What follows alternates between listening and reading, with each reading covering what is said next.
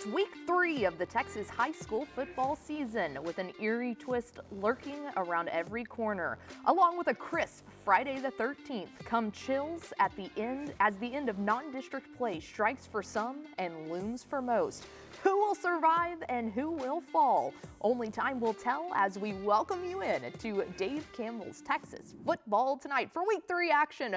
Brought to you by myself, co-host Ashley Pickle, executive producer here, our managing editor Greg Tepper, and our social media strategist Mr. Ishmael Johnson. Guys, Week 3, we amped up? Yeah, I'm fired up. I don't love you trying to shoehorn spooky season. Spooky season. It's Friday the 13th. I'm not superstitious. I'm only a little stitious. So like this to me feels like a lot, especially in September. Right. Feels October for sure. That's little spooky season. I'm only a little stitious. Yeah, I mean, look.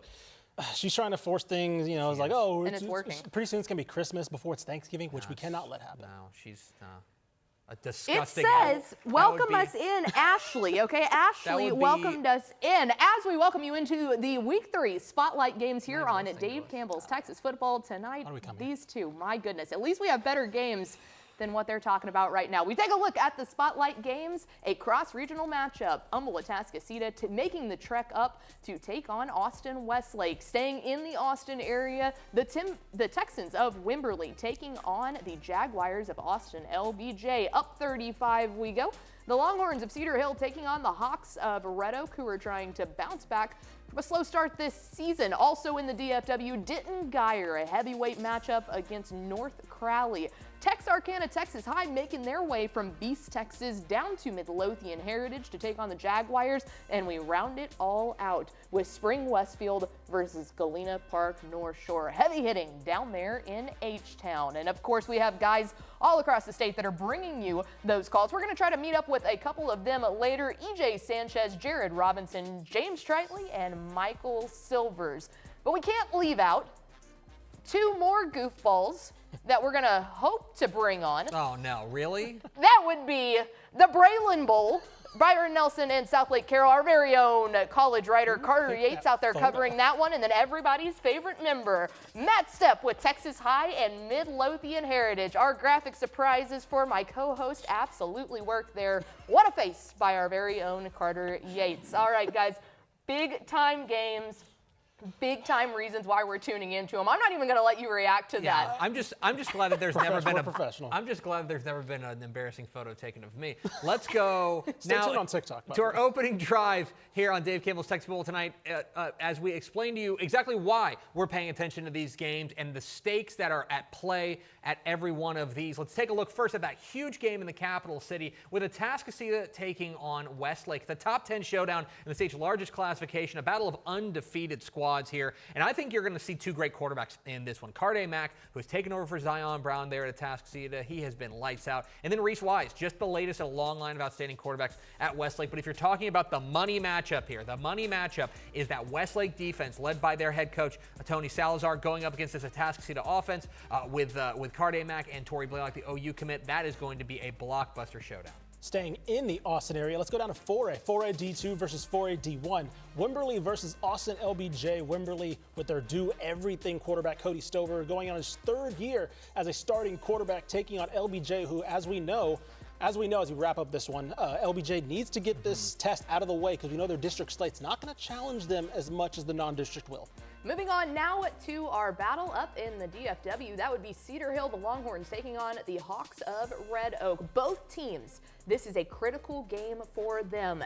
Cedar Hill starting off 1-1, and the Red Oak Hawks trying to grab their first win of the season. The big questions here, guys. Cedar Hill, can they move past that loss to Allen in week 2 last week? 42-14, just didn't look to have that offense moving. How can Nick Ward's squad in the second year under his tenure be able to move past that? Red Oak on the other side, breaking in new junior quarterback Billy Middleton. He has to find a way to put the ball in the hands of Mr. Do-It-All himself. That would be Taz Williams. Can he step up for the Hawks today, Tup? Stay in the DFW Metroplex, where a showdown of two DFW powers is on full display as Denton Guyer visits North Crowley. For North Crowley, coming off of the biggest win since their 2003 state championship with their victory over DeSoto last week, can they avoid the trap? Can they find a way to make sure that they are sharp? Because Denton Guyer is certainly good enough to beat them if they come out slow. Meanwhile, the question for Guyer is got to be, can they find some consistency in the passing game? It's been a little bit up and down. They've flashed at times. They're going to need to find some consistent play from the passing game if they're going to get where they want to go. Let's take a look at Texarkana heading west to take on Midlothian Heritage. That'll be 5A D2 versus 5A D2. Of course, number 14, Texarkana, Texas High. Midlothian Heritage, though, I want to focus on them. 0-2 to start this season. A tough loss to Argyle last week, 49-24. Now they have to continue that hard non-district schedule as they take on Texarkana with, of course, the guy, Tredarian Ball. Can they slow him down? Can they possibly, the Jaguars, get their first win? It's not going to be an easy test against Gary Stanford's squad.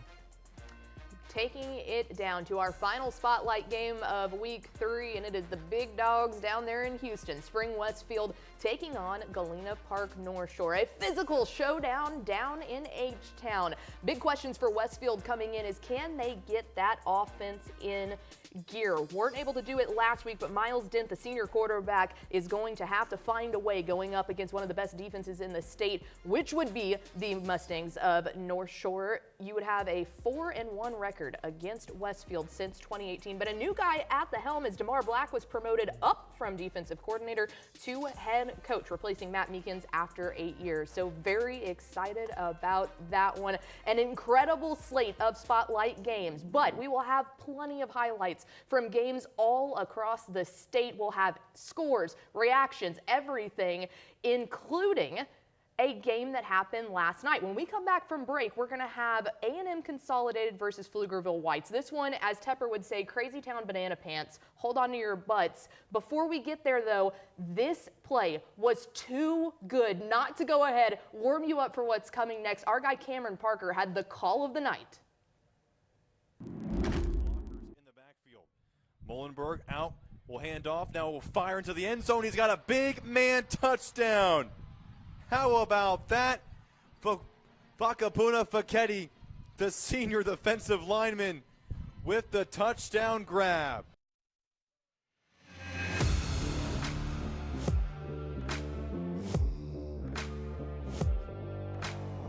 Want to talk Texas high school football with your two favorite dorks? Join television's Greg Tepper and Ashley Gizmo Pickle every Monday and Thursday at noon on TexasFootball.com.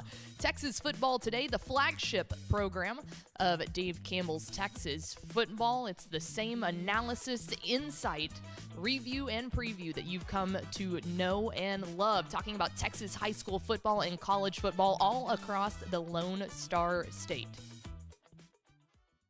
In a college football world that's increasingly nationalized, Dave Campbell's Texas Football presents The Republic of Football, the only comprehensive podcast on all 13 college teams in Texas. Live every Tuesday at noon on the Dave Campbell's YouTube page, Twitter, Facebook pages, and publishing on Apple Podcasts and Spotify shortly thereafter. Host Ishmael Johnson leads the gang in discussing the biggest college football stories from the state. You get coverage of the SEC, Big 12, ACC, AAC, CUSA, and Sunbelt, but with a little Texas twist. No one has their finger on the pulse like senior college writer MC Mike Craven, staff writer Carter Yates, and everyone's favorite Malpal producer Mallory Hartley.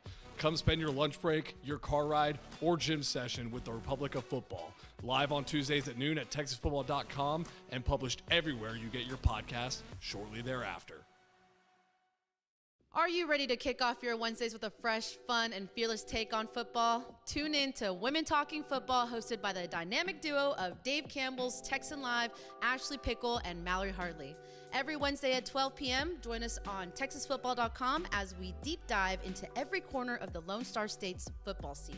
From exclusive insights with coaches' wives to on-the-ground reports from across Texas, we've got the inside scoop you won't get anywhere else. Get ready for a game-changing experience where the ladies bring their A-game and you might just find yourself saying WTF in the best way possible. Women Talking Football, where sports analysis meets sass and expertise. You can't miss it. Want to go deep on Texas high school football? Check out Tep and Step, the premium high school football podcast from Dave Campbell's Texas Football. Each week, Greg Tepper and Matt Stepp take you inside Texas high school football like nobody else, breaking down the biggest games and the biggest storylines from all across the state. Want to know more about Texas high school football than the guy at your water cooler? Go to TexasFootball.com and become a Dave Campbell's Texas Football subscriber so you can get Tep and Step in your podcast feed. Or tune in every Friday at noon at TexasFootball.com for premium insights from Texas high school football experts Matt Stepp and Greg Tepper.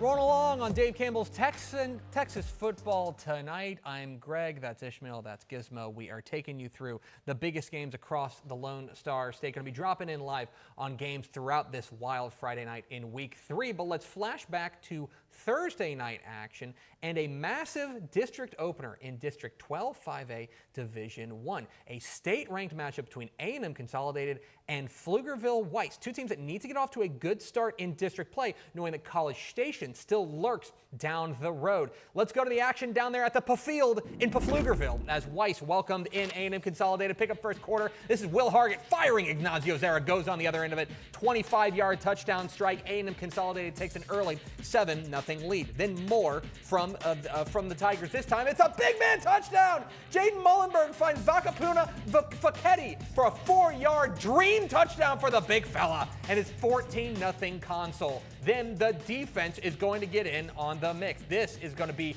junior quarterback or freshman quarterback Jackson Shad under pressure, fires, intercepted by Cannon Kieschnick, takes it back for a 26-yard pick six, and it's all Tigers in this one. 21-0 early, and Console looks like they're going to run away with it. But Weiss would not go quietly into that good night. Freshman quarterback Jackson Shad takes the snap.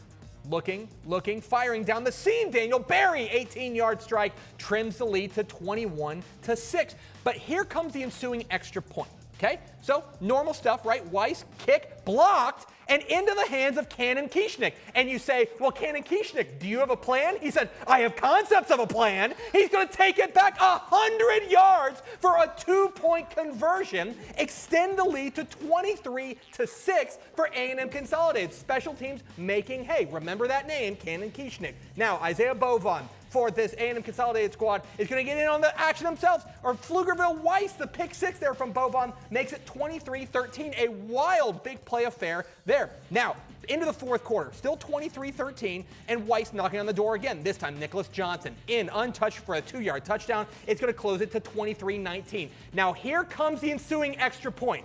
Certainly, it's not going to happen again, right? Blocked, into the hands, Cannon Kieschnick. Takes it back all the way, his second kick two of the night, really, to make it a 25-19 ball game. Kieschnick, a pick six and 2 block kick returns for 2-point conversions. Last gasp for Weiss. 4th and 27. Freshman quarterback Jackson Shad looking, takes off with it. He needs 27. He will get 26. Forced out of bounds, A&M Consolidated survives a wild comeback attempt to remain unbeaten, knocking off Pflugerville-Weiss in a critical district opener. Our own Cameron Parker was on the call, and he had thoughts.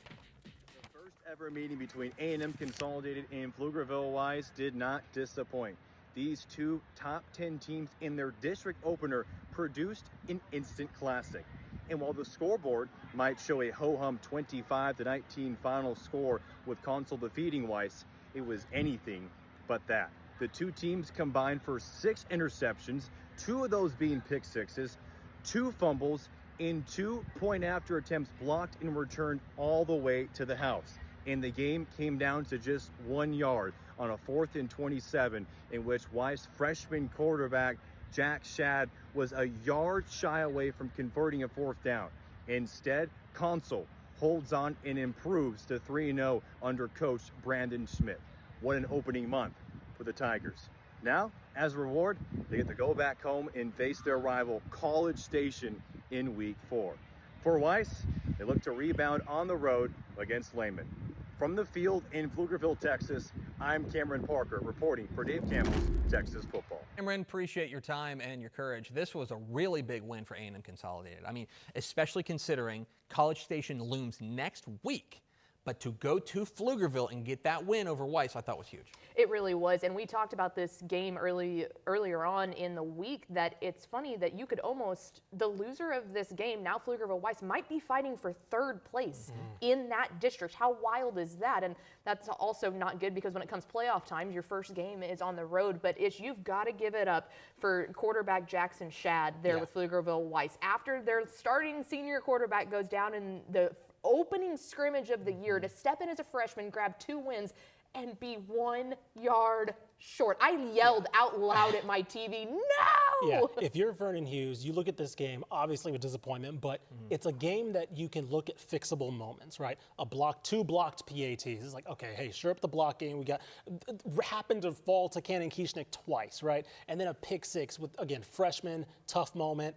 Okay, these are things that you can kind of mold out of a tough, it wasn't like you collapsed, right? It wasn't like your offense couldn't move the ball. These are teachable moments. So yes, unfortunate, but you kind of see where Weiss can improve from here. Yeah, and I loved the quarterback matchup in this one, the quarterback disparity. Here's Will Hargett, who's a 4-year starter for A&M Consolidated, stepping in there and doing the job, leading the Tigers to the victory up against kind of the future of that district there with Pflugerville Weiss quarterback Jackson Shad. I think the future's bright for both of them, but I want you to think about just those extra point plays, right? So that is a 6-point swing. Yeah. Plain and simple, it's a 6-point swing. If those are 2 extra points instead of 2 returns, it's an entirely different ballgame. So it is it's that's the way the ball bounces, and an incredible playmaking ability there from A&M Consolidated, but they bring home the victory. Yep.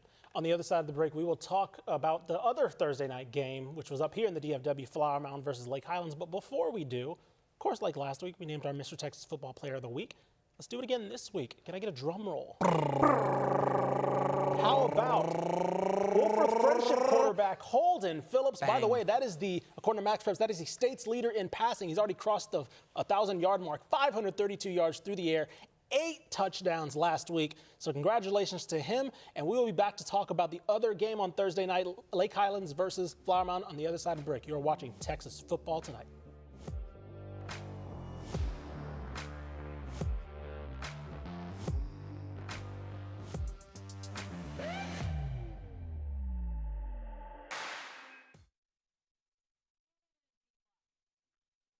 Dave Campbell's Texas Football and Texas Army National Guard are honored to present the Coach of the Week Award, celebrating one head coach in 7 different classifications. That's 6A all the way down to 6-man, and of course, private school every single week. Think your head coach deserves some recognition? Nominate them under our weekly Twitter and Facebook post. Those will come out Friday at 10:30 p.m., Saturday 8:30 p.m., and Sunday at 6:30 p.m. That's facebook.com/Dave Campbell's or at DCTF on Twitter.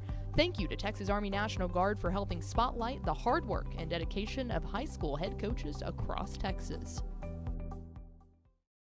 Dave Campbell's Texas Football and Ozarka will announce 7 Team of the Week winners for 14 weeks of the Texas high school football season from Class 6A down to 6-man and including private schools. Head to texasfootball.com, go to the awards tab, and find Ozarka Team of the Week to see this season's winners and vote for your program to be named. Winners are announced every Wednesday on Twitter and Facebook. Dave Campbell's Texas Football and Panini America are teaming up this season to honor the best high school quarterbacks across the state of Texas. 7 quarterbacks, 1 in each classification, 1A through 6A in private schools, will be named Quarterback of the Week and will receive a virtual Panini America trading card to commemorate their performance. Check out which outstanding quarterback was selected each Tuesday morning on the Dave Campbell's Twitter and Facebook pages.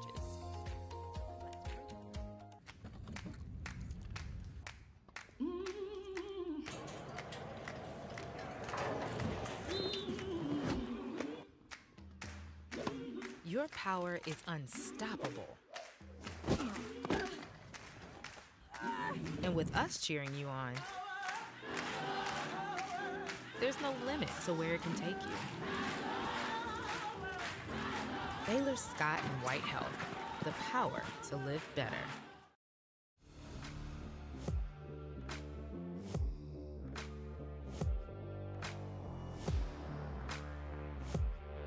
Welcome back to Texas Football Tonight. Let's get to the other piece of Thursday action that was going on up here in the DFW. How about some Flower Mound versus Lake Highlands? Keep an eye on that Flower Mound team. We're about to tell you why in a little bit. Let's get to the action. We're going to jump all the way to the second quarter here as we start looking at the highlights now. Second quarter, this is going to be junior wide receiver Carter Massey for Flower Mound on the reception from quarterback Noah Spinks. Flower Mound trailing 14-7, but now tying it up 14 all. Look at that, Flower Mound getting hyped. 2-0, Flower Mound looking to go 3-0, but Lake Highlands not going to go away quick as quarterback Harrison Day fumbles though. Flower Mound, how about that? All of a sudden, can Flower Mound take the lead here? After Day fumbles at the 15-yard line in the third quarter, they will hold though as Lake Highlands has a chance to take a lead. Aiden Delgado will miss a 36-yard field goal. The Flower Mound defense holds. But guess what? He'll get a mulligan, this time from 39 yards. Will he get this one? Good pressure on the kick, but that will be good. 17-14 with 2:37 left. But what if I told you that there was a sophomore quarterback for Flower Mound named Noah Spinks rolling out to the left, 10 seconds left. Who else? Look at that double route from Carter Massey in the end zone. Toe touch, touchdown. Guess what? Flower Mound 3-0, 21-17 over Lake Highlands, 3-0 for the first time since 2009. There are freshmen on this team, or the freshman team, or the JV, that have not seen a 3-0 Flower Mound in their lifetime. All right, let's talk about this one. Guys, Flower Mound, all of a sudden you blink, they look at Marcus and say, what's up? It's a two-team town over here. Call them 3 and Flomo. Man, I mean, does that It work? was 6 out of 10. We can workshop that. Really impressive win. I think Brian Basil's squad is going to be really pleased with the way that they played defense, especially against what can be a high-powered Lake Highlands attack. I know we were talking in the break in confidence about how it's a tough district, and so this is a really nice kind of lead-in for them as district play starts getting underway. Absolutely. 5-6 is no easy walk through the park. I mean, you know about teams, the normal Flower Mound Marcus that they're always with, Louisville, Hebron, those types of things. But may I introduce you to Denton Geyer? Yeah. To the, there's this little town that no one ever talks about. Campbell, I think, is the name of it. But they're in there as well. I mean, this really, guys, is a grueling district up here in the greater DFW area. And this is exactly what Coach Basil's squad is going to need to have under their belt with the confidence to go in and say, hey, why do we have to be middle of the pack anymore? Why can't we start making that advancement up? Great win for Flower Mound. They moved to 3-0 on the season. Let's go down to the Houston area. Thursday night action where Sheldon C.E. King is dialing it up against Spring Decaney, and last night it was all C.E. King in a 42-0 romp over Decaney. Awfully impressive from them, their best offensive showing of the young season. Our Tommy Yarish was on hand and filed this report.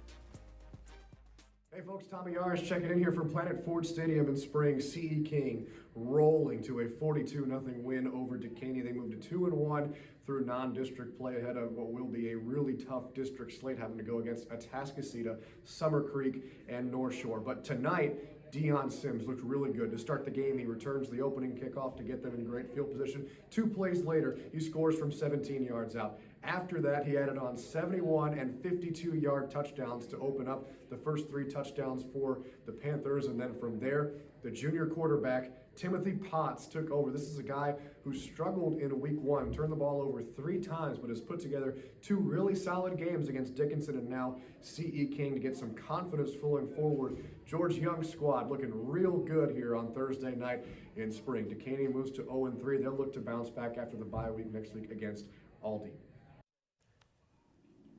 Thanks, Tommy. Appreciate you. A good win for C.E. King, and the important thing to remember is that their district is one that includes Atascocita and North Shore and Summer Creek.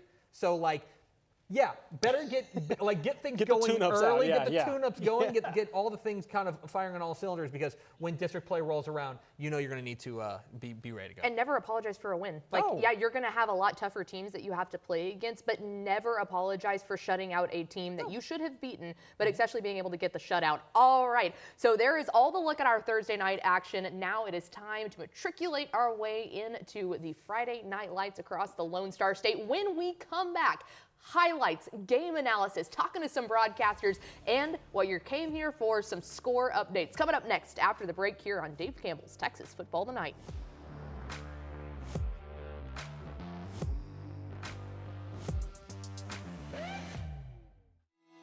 Takis is the presenting sponsor of Dave Campbell's Texas Football Sustainability Champions Award, spotlighting influential kids looking to pursue a career focused on social, environmental, and economic well-being for our future. Be sure to check out this week's Spotlight Game of the Week, where we'll be spotlighting 2 Sustainability Champions Award winners. Thank you to Takis for your support of the Dave Campbell's Texas Football Sustainability Champions Award. For more information, visit texasfootball.com. Dave Campbell's Texas Football is proud to partner with Sport Tyler to award the Earl Campbell Tyler Rose National Player of the Week, which recognizes the top offensive player in Division I college football, who also exhibits the enduring characteristics that define Earl Campbell: integrity, performance, teamwork, sportsmanship, drive, community, and tenacity.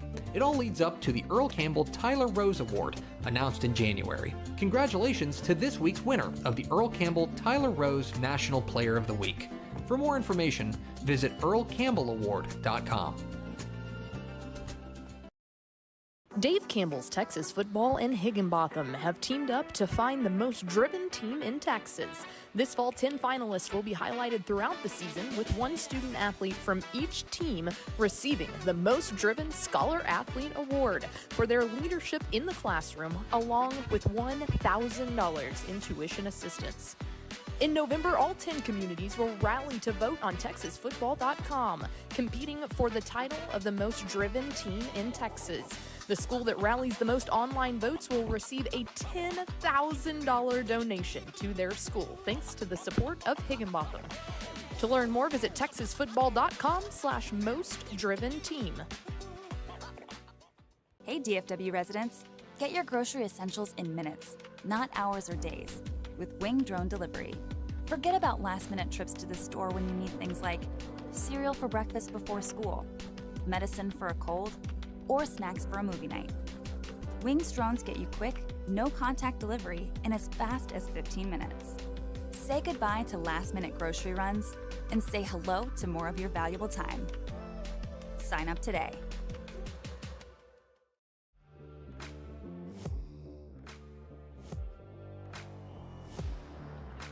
The party continues on Dave Campbell's Texas Football tonight. It is week 3, and that means there is Friday Night Lights to get straight to this one.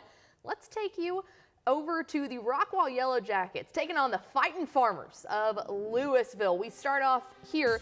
Quarterback Brent Rickert. He's going to throw the long one. Can he connect over the defender? Yes, he can. That's wide receiver Jack Duckworth on the long gain. Then up next, on the next drive, Rockwall running back Jamar Wilson. He's going to break some tackles. Into the end zone goes the big man. Knocked out, wait, you thought. Nope, 1 yard short. Can they convert here? Yes, here it is. Finds tight end Jack Stoner, and it is good. Grabs that touchdown. Now up 7-0. On the ensuing kickoff, Derek Martin takes it. Can he make it all the way? He continues to go out at the 50. How about that? Playing a game of hot potato yellow jacket ball. Rockwall now, here we go. Back to Louisville here. Can he make it? Yes, sir, he can. You want to talk about bouncing back there. Incredible back and forth game, hot potato popping around everywhere. That was Rockwall in Louisville for a thrilling one there in the DFW. So what a way to get started with our game action here on a Friday night. How about we go ahead and turn it up to a 12? You know what that means, guys? It's time for the quad box. Let's go. You see all 4 of those? The quad means 4. We're a learning exercise here on Texas Football tonight. We want you to feel part of the family, and so quad means 4. That's why you've got the quad box. Got Austin, LBJ, and Wimberley there, as I believe that's LBJ about to kick an extra point, perhaps. Yep. And then you've got North Crowley all over Denton, Geyer, Midlothian Heritage, and Texas High, and then Spring Westfield and Galena Park North Shore. Just look at, like, the games are obviously great.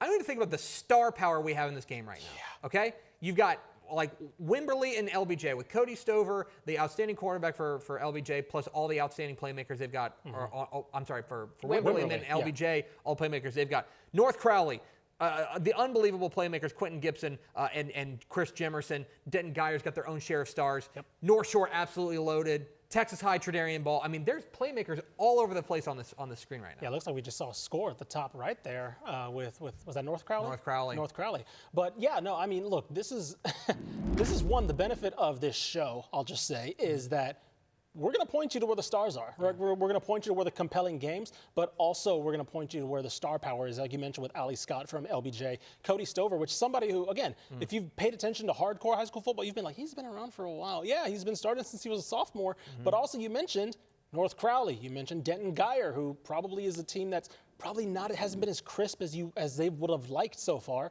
taking on a North Crowley team that's off their biggest win in recent program history. As we see Red Oak now, look at this start for Red Oak. Speaking of teams needing to get off the snide. Yeah, absolutely. We talked about it earlier. This is a Red Oak squad that is 0-2 on the season. I mean, it has not gone their way, but they have the unit on the offense that they need in senior wide receiver. He plays both ways. Oh, yeah. But Taz Williams, I mean, he has been incredible for this Red Oak squad. As you can see here, his career stats, over 2,000 yards of receiving, 21 total touchdowns, and what a get for Dave Aranda and his Baylor squad, taking him just right down 35 and saying, hey, you don't need to go that far. Mom and Dad can come watch the games anytime they want. But he's been incredible.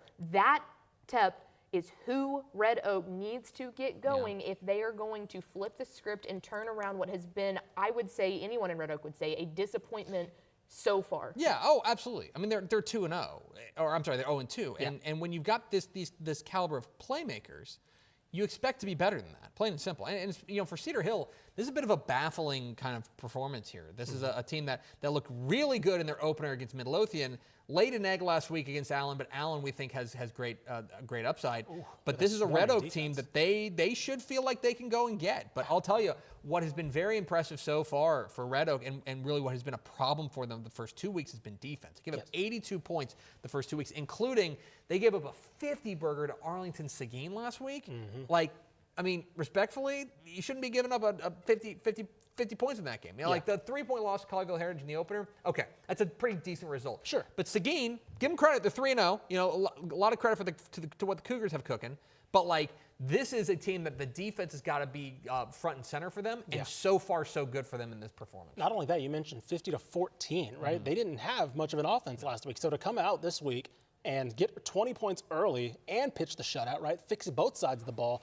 Look, like you mentioned, all credit to Arlington Seguin, but that's not a score margin you would expect, 50-14. And let's not forget, this is a 5A team that's up 20 points on a 6A team. Yeah, okay, that's a good point, that's one thing. And a 6A team that, yes, it's a different team, but played in a regional final last year. Yeah. I mean, a good 6A team. And so for Red Oak, they've got to be feeling very good about what they've got going. And for Cedar Hill, I think they've got to be scratching their head and saying, okay, what do we need to do that? As you see there in the bottom left, Wimberley and Austin LBJ, with LBJ taking a 14-7 lead there at Nelson Field. Speaking of hot starts there, how about LBJ? As I mentioned, this is a big game for them because, as we know, that district's not difficult, right? There is such a talent gap between them and the rest of their district. So these non-district games are going to be similar to South Oak Cliff, right? They're gonna hype up their non-district schedule, really ramp up the competition. So that way, they're probably going to go a month or so without playing anybody that's going to get within 2-3 scores of them. So this game against Wimberley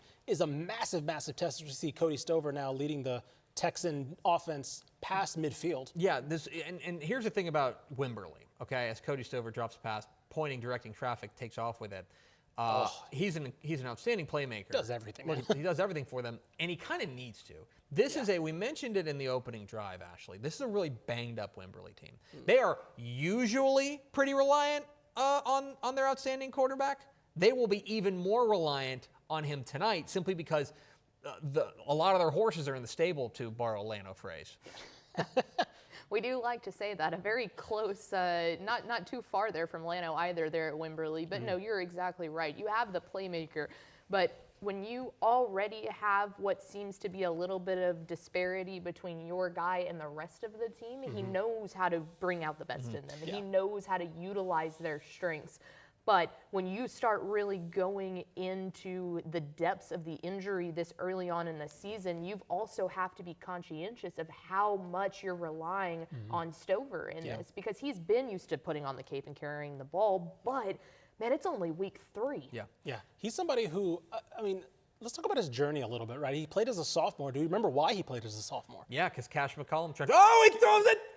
Dumps it down inside the 10-yard line. But yeah, because Cash McCollum transferred to China Spring. Yeah, so he was thrusted. He was like, oh, I get to learn behind this guy who's probably going to play D1 ball. Obviously, eventually is now at North Texas. I can learn under him for a year. All of a sudden, he probably gets a call in June, July. He's like, hey, kid, you're starting this year. He's like, oh, okay. So now he goes from the kid to being the guy. And then all he did was take him to the state championship game big deal. Had a hand in every single one of the 500 and, gosh, I don't even remember, 500 and something yards passing and on the ground in that state championship game. And yeah, exactly. 456 yards. This season so far, 365 yards passing, 176 yards rushing. He is, of course, the leading passer and leading rusher. Maverick Jacobs is at 125 yards rushing, is their second. So as we see quarterback power up the middle, this Wimberley team, Doug Warren's team, is going to go as Cody Stover goes. Hey, good job. Good heads up play there where he's like, I think he was down, but I'm going to go ahead and pick that thing up real fast. Let me just get a little action right here, just in case I can stumble into a highlight. Yeah, but I'll tell you, one of the things that I think is really interesting about this is, one of the things about Cody Stover is, and this Wimberley team, as Cody Stover going to take it off the right side and plunge in for the score? I think he got it. Yep. I think he got it. I'm going to call it from Denton, Texas, and say it's a touchdown. Maybe. Looks like they gave it to him. Yeah, he's holding up the Rolex. This is a Wimberley team, and I've made this point before. I think there's an argument to be made that Doug Warren's the most underrated coach in Texas. I think you have an argument there. They have won, in the last 5 seasons, they have won 63 games. In 5 seasons. Yeah. Like, that is Duncanville level, that is North Shore level, that is Gunner level, that is Carthage level, like all of the as they fumble, the Romo, the snap. They Romo'd it. No, come on. So it looks like LBJ will hang on to a 14-13 lead. Doug Warren's not going to be happy about that. No, he's going to be like, come on, y'all. But you don't win 63 games in 5 years by doing that. Yeah. But this is a guy who every year they roll out of bed and they're a 10-win team. And I think it's just the reason why they're not in that discussion.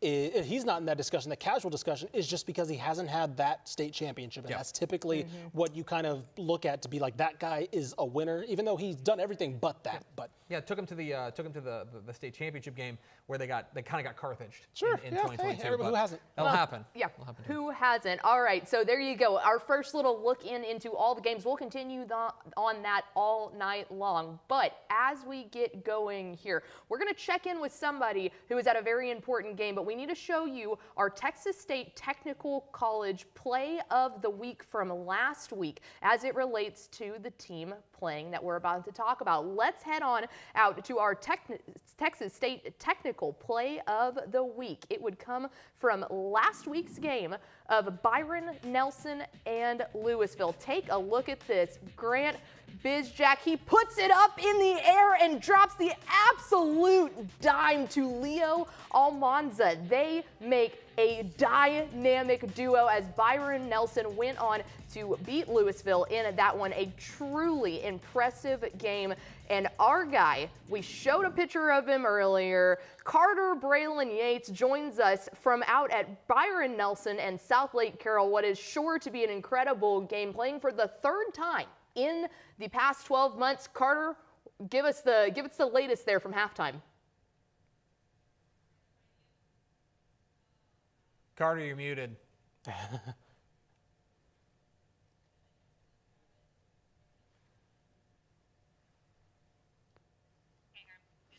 All right, well, Carter's still trying to figure out that mute button. We'll try to get him back on in a little bit. But, guys, this is one of those games that you always have circled. The start of district play for these two teams, truly exciting. Yeah, this is a game that you remember last year, Byron Nelson upset South Lake Carroll to win the district championship. And Byron Nelson was not quiet about it when they won. In the regular season, they were very excited. Yeah. And then South Lake Carroll handed them a receipt in the regional final in a big way. I think like 59-7. Yeah. And file it away.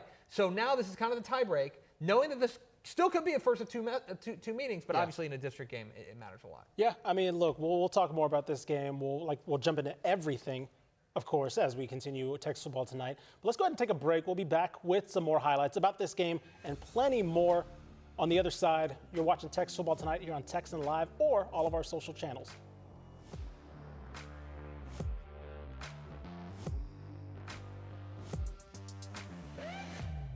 Want to talk Texas high school football with your two favorite dorks? Join television's Greg Tepper and Ashley Pickle every Monday and Thursday at noon on TexasFootball.com. Texas Football Today, the flagship program of Dave Campbell's Texas Football. It's the same analysis, insight, review, and preview that you've come to know and love. Talking about Texas high school football and college football all across the Lone Star State.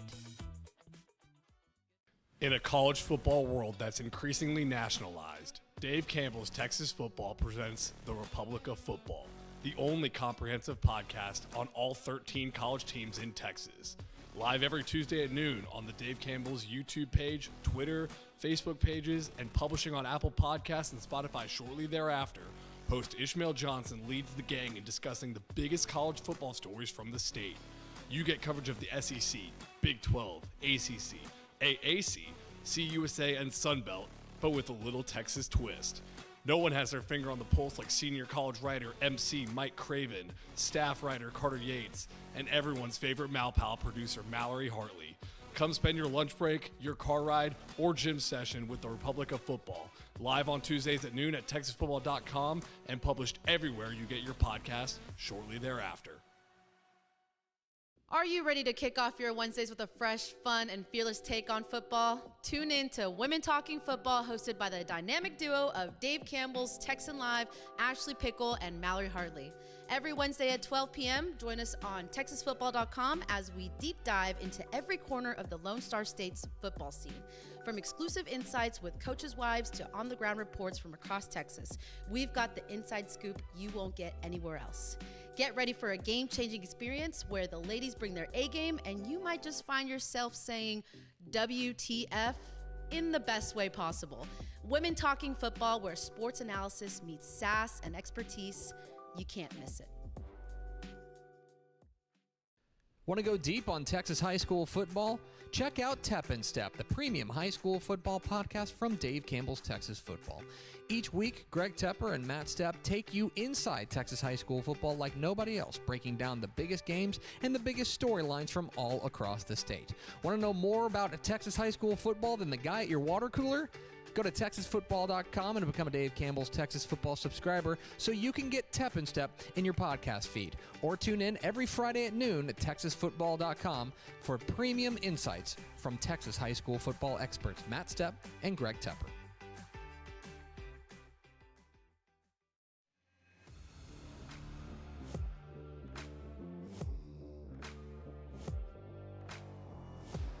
Welcome back to Texas football tonight. Let's talk about another non-district clash between state powerhouses. How about Longview and South Oak Cliff? We got some first half highlights going on there as we jump right into the action. Let's go. Longview quarterback Maverick Rowe is going to drop back and rifle it down the middle. Finds Donovan Denmark across the field.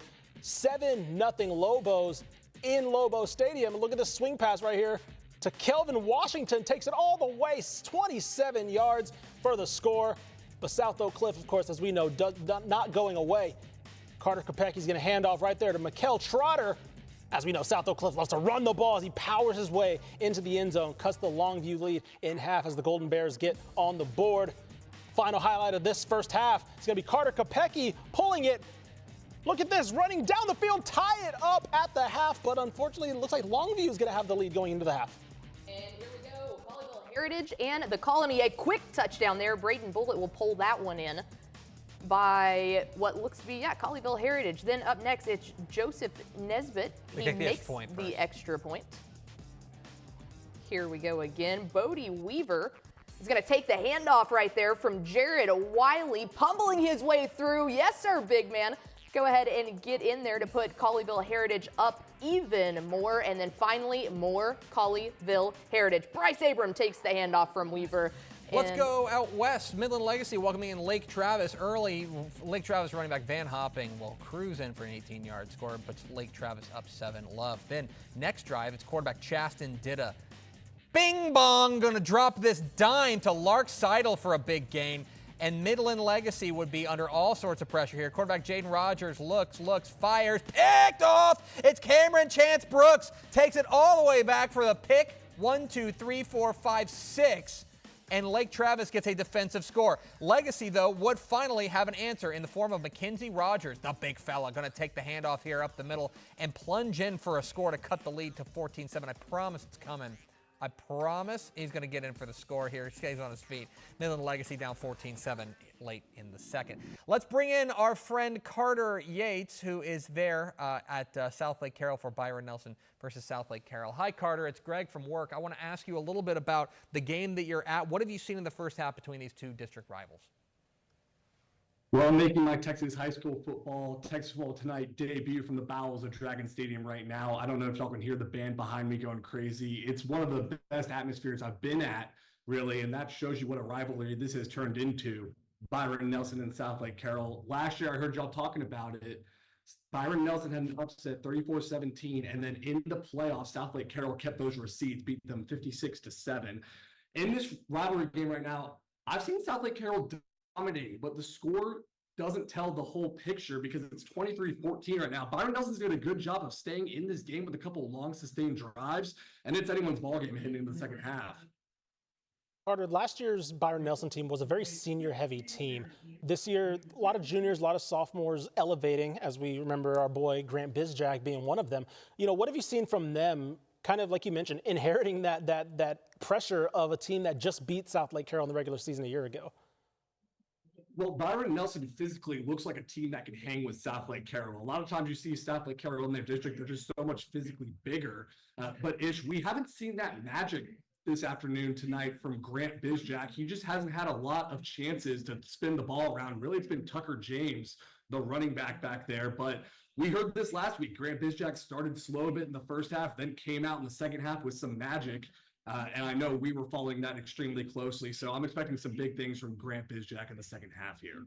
Flipping the script real fast, Carter, for South Lake Carroll, obviously seems like things are running pretty smoothly. What do you think that they're going to have to maintain doing in the second half to close this one out? Well, with South Lake Carroll, it's all about the running back duo of Davis Penn, the Baylor commit, and Riley Wormley, the USC commit. In the past, we've seen with Quinn Ewers and Graham Knowles, them being a team that spins the ball around the yard. But with the new quarterback in Angelo Renda, they really rely on that backfield duo of Davis Penn and Riley Wormley. Both those guys have a touchdown here in the first half. I'm looking for them to keep leaning on those two to keep it going in the second half. He's Carter Yates. He is a member of the Dave Campbell's Texas football staff, has a desk and everything, but he's coming to us from Dragon Stadium in South Lake. Thanks, Braylon. Appreciate you. Excited to see how this game closes out here. For South Lake Carroll, I think they entered this game as favorites, especially at home.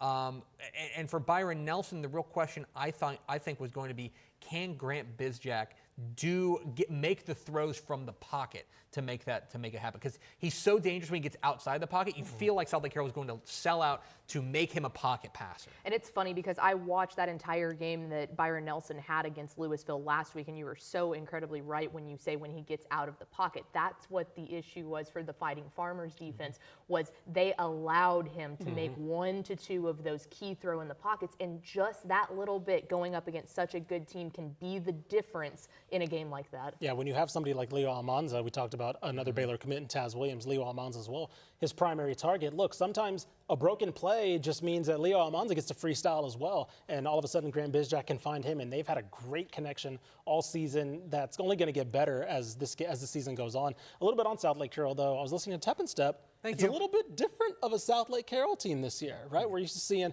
the Riley Dodge experience or Todd Dodge experience of spread and quarterbacks, and not quite that team this year. Riley ran up and said, "Run the dang ball, boys!" They're ground and pound this year. With Absolutely. his thick country accent that he gained has. 70 pounds and put a straw in his mouth to run the dang ball. Yeah, they're running the veer. No, they're not, I promise. But they are running the ball a lot with Davis Penn and Riley Wormley. All right, so that's 6A action at DFW Metroplex. Let's go all the way to the other end of the spectrum of the UIL. Talk a little 1A action, six-man football. Check out some 1A scores from across the state of Texas, scattered hither, scattered yon. Jayton, big winners over Valley. They're in Turkey, Texas.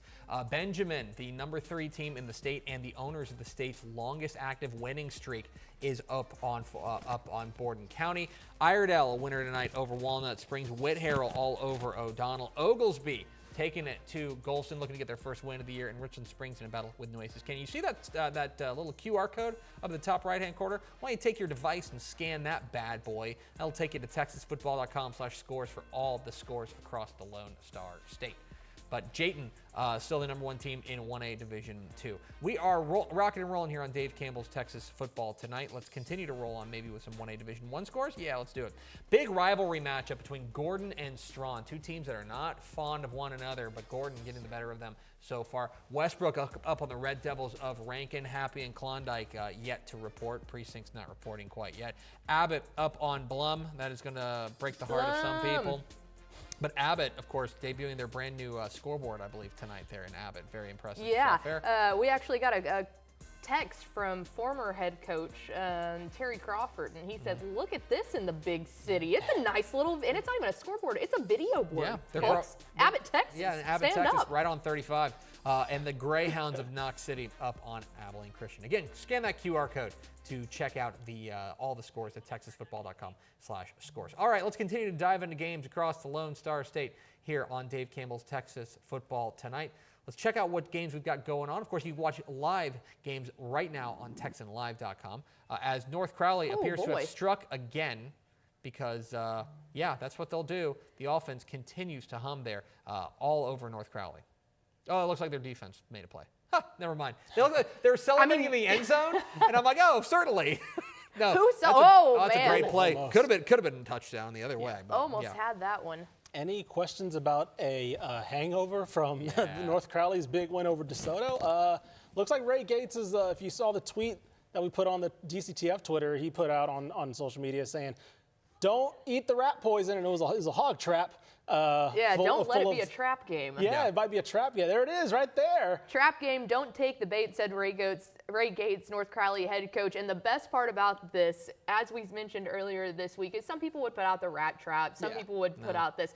If you didn't know where Ray Gates grew up, let me introduce you to Shiner, Texas. Baby. If you're a Texas high school football fan, you know exactly where that is. Yeah. If you're not, then Shiner's down in not the full southern part of the state. What region do we put them in? We put them in kind of the greater San Antonio area, like greater San Antonio area. Yeah. But yeah, it's South Texas, and Ray Gates is a guy who knows how to keep his guys focused. And this was a game taking on Denton Geyer where certainly it's a Geyer team good enough to beat you if you come out flat. North Crowley's the better team in this one. I don't feel bad saying that. I think North Crowley's better, obviously. But Geyer is dangerous enough-ish that if you come out flat, they can jump on you and suddenly you're playing from behind.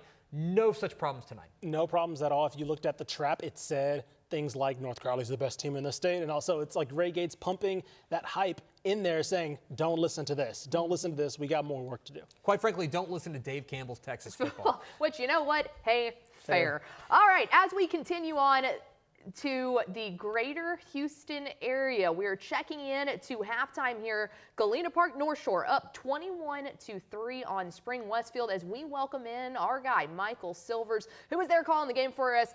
Michael, looks like Galena Park has taken care of business here in the first half. What's working for that offensive side of the ball so far? Well, first off, the 84-yard punt return by Quanell Farrakhan got things going for North Shore in the right direction. The feeling out process took most of the first quarter before the 84-yard punt return for the touchdown by Farrakhan, and then things started getting rolling for North Shore. They're showing the reasons why Dave Campbell's Texas Football and the AP have ranked them number 2 in the state. Caleb Bailey, you look at his numbers last week with the 4 interceptions, your ears kind of perk up a little bit, but he's been okay through a couple of passes late in the first half where they should have been completed passes, a little off target, a little shaky. He did lose the ball on a fumble, trying to throw the football, slipped out of his hands. But outside of that, the run game is good. Defense is smothering, just like they've been these first 2 games against South Oak Cliff and last week against Crowley when they were on the road. Defense is advertised and the offense is picking up as we move along here in week 3. Michael, I kind of want to follow up on that. This is a Westfield team that offensively really struggled last week against Fort Bend Hightower.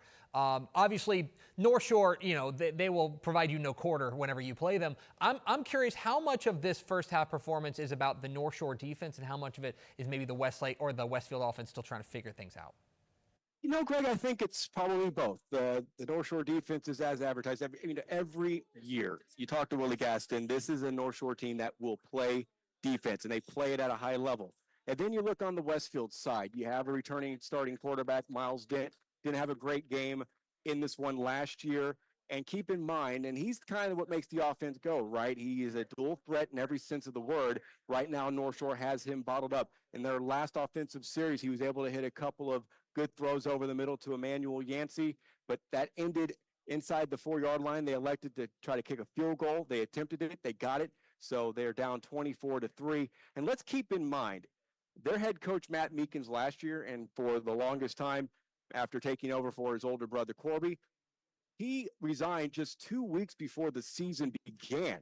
Desmar Black is the interim head coach. As he's continuing to learn, he's continuing to settle in. I think by the time district play rolls around, after their off week next week, they get their rival spring, Westville will be okay as they go through District 14 6A. No one knows Houston better than our guy Michael Silvers. Michael, appreciate you hopping on with us. Excited to watch this one finish out, guys. Obviously, a ton more to talk about with that one as we continue to get into it. But another matchup happening down in the greater Houston area. Let's check in to Dickinson and Cy-Fair. This one, a very tasty matchup considering the schedules that these two teams have had so far. We saw Dickinson go right into the wire with Katy. Cy-Fair team looks like 21-16. Tep, what's your thoughts on that? Yeah, it's interesting. I think for Cy-Fair, this is a really important game because they basically have a really bad loss and kind of like a win that, okay, it's not all that impressive. Basically, they got drilled in week 1 to Klein Cain. We think Klein Cain's pretty good, right? Then they played Cy Park, and they beat up on Cy Park. But Cy Park, I don't know if they're necessarily that good. So that's the question for me is what exactly is Cy-Fair? I think we don't really have a good measuring stick. Sure. Dickinson, I think, is a team firmly in their weight class, firmly a team that we think is pretty good, about as good as Cy-Fair. And so I think that's why we're going to find out a lot about the Bobcats tonight. Yeah, I think Dickinson, you look at that 0-2 record, and you're like, oh, what's the – I mean, look, that Katy game came down to the wire, right? And the game against CE King. Again, tough game there. So I do feel confident in this Gators team. The Cy-Fair team, though, like you mentioned, this is a team that lost a quarterback who's playing at Texas right now, right? What does that team look like when you try to replace a talent like that? I think so far so good, in my opinion. Absolutely. All right. Halftime abound across the Lone Star State, which, guys, you know what that means? No. I'm new here. Come on.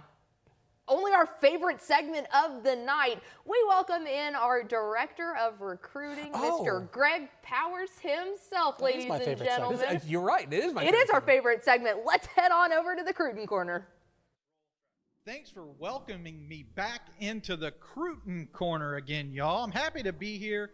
This week, we're going to talk a little bit about the edge rushers. Last week, we talked about the quarterbacks. Now I want to give a little bit of spotlight onto the players who make a quarterback's job extremely tough. And I'm going to start at the top with our #1 rated defensive end in the state, and that's Texarkana Pleasant Grove's Lance Jackson. Lance Jackson is a freak show. As a matter of fact, he earned all district honors on both sides of the ball at tight end and defensive end. But I believe his college future's on the defensive side of the ball at Texas, where he's committed to be a future Longhorn. Jackson's the younger brother of current Arkansas defender Landon Jackson, and Lance Jackson hopes to follow in his brother's footsteps because Landon's going to be hearing his name called in the NFL draft in April, and that's a lofty dream for any high school kid to have. I kind of think Lance has a pretty good shot at following in his brother's footsteps and hearing his name called on draft day, and I think he'll have a tremendous college career in Austin. We're going to go down to Houston to talk about the number 2 rated pass rusher, and that's Humble Summer Creek's Chad Woodford. 6'4", 215 pounds.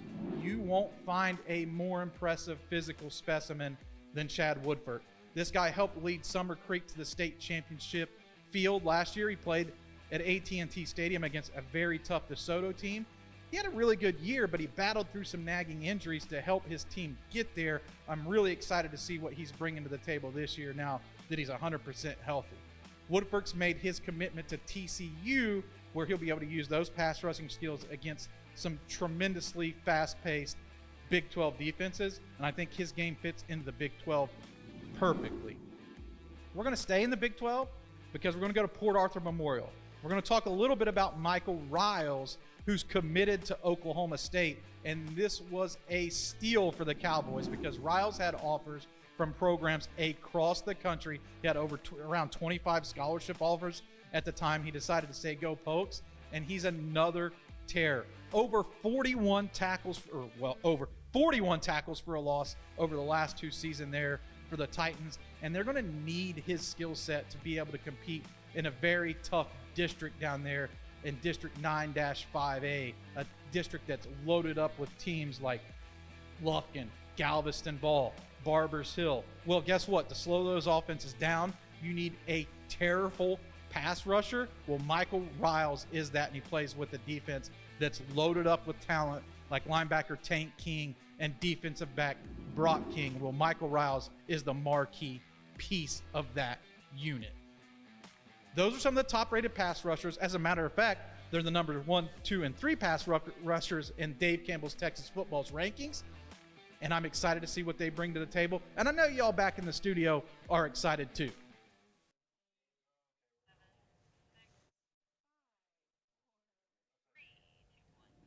He's everybody's favorite. He's Gregory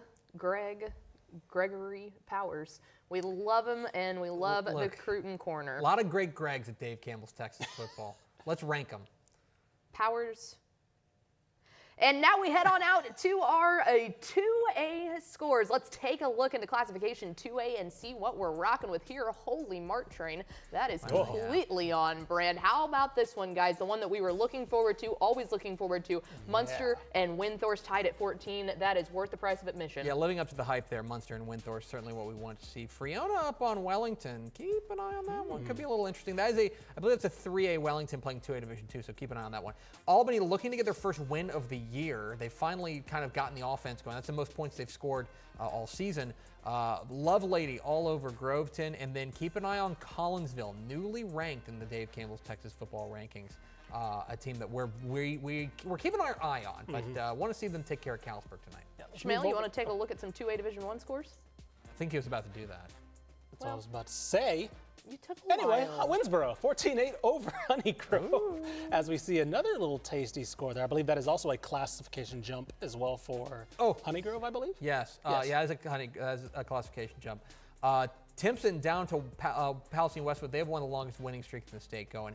Garrison down to Anahuac right now. It's a good Anahuac team. Beckville, rather, up on Harmony. Stanford up Lug Christian. And then there's the game at the bottom left, okay? Sunray and Stratford. That's the Dudes Rock Bowl of the week because this game, these dudes rock, okay? Yeah. This is Sunray quarterback Armando Luan, who's closing on the state's all-time single season or all-time career passing mark. Unofficial DCF mascot. Yes, the unofficial player of Dave Campbell's Texas Football, taking on Stratford, who also is a player who could be the player of Dave Campbell's Texas Football in Bryce Braden, who's Stratford's leading passer, rusher, tackler, and sack artist.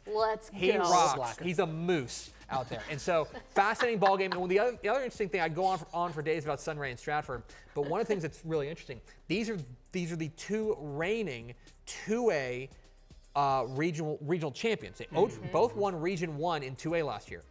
But they switched divisions. Sunray won the Division 2 Region 1. They moved up to Division 1. Stratford won Region 1 in Division 2. They are now moving down to Division 2. So this is it's a fascinating kind of clash of two panhandle powers. I am fascinated by that ball game, and early returns very positive for the Bobcats of Sunrise. And of course, don't forget, you can scan that QR code on the top of any of our score graphics. It'll take you to texasfootball.com/scores, where you can see scores of every single football game happening tonight.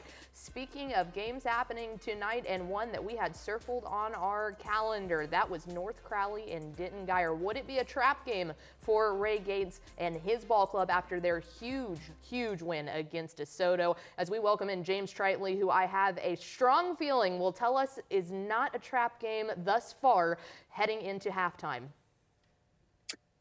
Yeah, no traps here. I think honestly, when you look at this matchup, it's been interesting because you didn't expect that Denton Guyer was going to fall this flat. But no traps. I mean, Ray Gates called that. There's nothing that North Crowley is doing wrong, and we're trying to figure out if it's not now, then when. Like, when is there going to be a hole in this offense? But I can go up and down the stat board. I'll let you go ask me, what do you want to talk about first with this team? Well, let me ask you a question, James, and specifically about one particular player, and it's Quentin Gibson, the outstanding wide receiver for North Crowley. He came into this game with 7 receiving touchdowns in 2 games. I know he has at least 2 in this game so far. What have you seen from the star wide receiver for this North Crowley ball club? Yeah, it's pretty much kind of more of the same for Quentin Gibson. I think my question going into this game, what are going to be the weapons outside of Quentin Gibson? And we've seen Jaden Brooks, we've seen Jeremy Cooper also play a big part in the passing game. But Quentin Gibson's added 2 touchdowns to his resume, 9 touchdowns, and not even 3 fully completed weeks. And the guy's heavily recruited at this point, especially 4 touchdowns last week and everything that he's capable of doing. This is going to be the start of someone that is a truly big star that needs to get a lot more exposure throughout the season. Of course, you look at Denton Guyer, the scoreboard for their wins this season. You look, oh, the offense is fine, but you kind of watch the games, and they're kind of still searching for their identity for a consistent offense. What have they struggled with today as far as the first half's concerned, or what has North Crowley done to kind of minimize their impact? Yeah, Ishmael, I think you said it best. It's a matter of consistency. We're not seeing their quarterback and Sperry really get enough time because North Crowley's defense has pressured him very well. Now, when Sperry does a great job of running the ball, we haven't seen a lot of phenomenal passes so far with Mason White. He was a lone touchdown in the game for Denton Guyer so far, but we just haven't seen a fair share of consistency when it comes to that offense. And that's a lot of the credit to North Crowley and the Panthers defense. James Tritley is America's sweetheart, joining us here on Dave Campbell's Texas Football Tonight. Thanks for joining us, buddy. Enjoy the second half there of North Crowley and Denton Guyer. And again, not to put too fine a point on it, but like there were multiple storylines coming into this game. And I think we got the answers, at least in the first half, to both of them. 1, would North Crowley fall into the honeypot? Mm-hmm. No.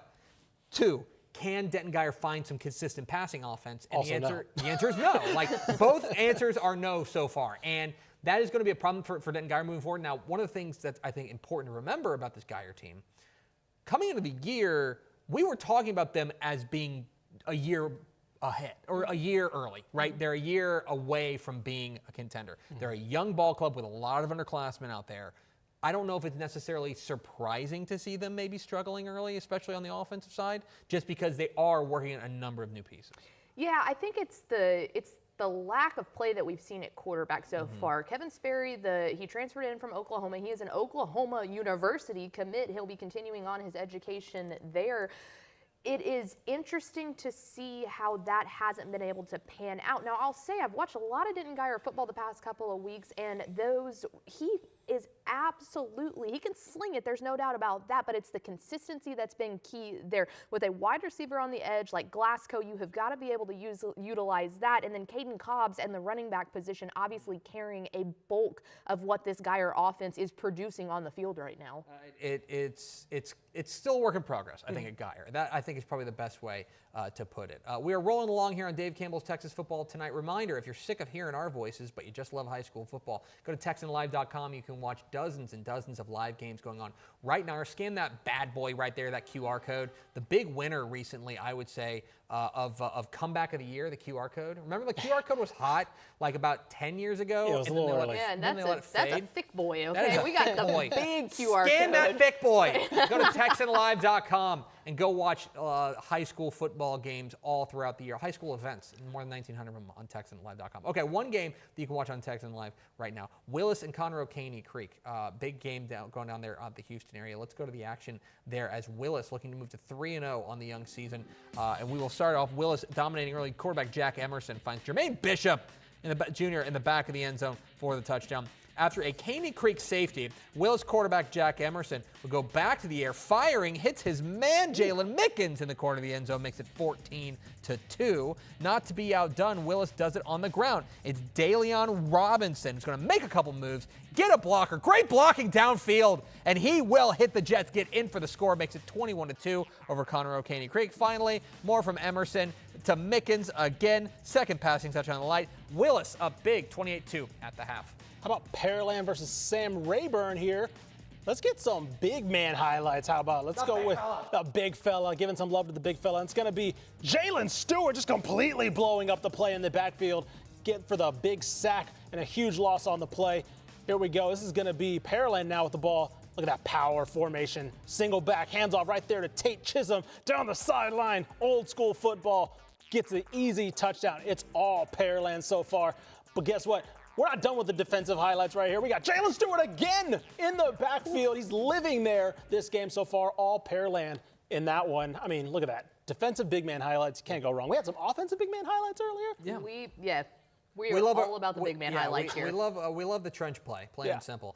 A point about Willis. Remember, this was a team that we had questions about coming in to start the year simply because of who wasn't going to be playing. Sure.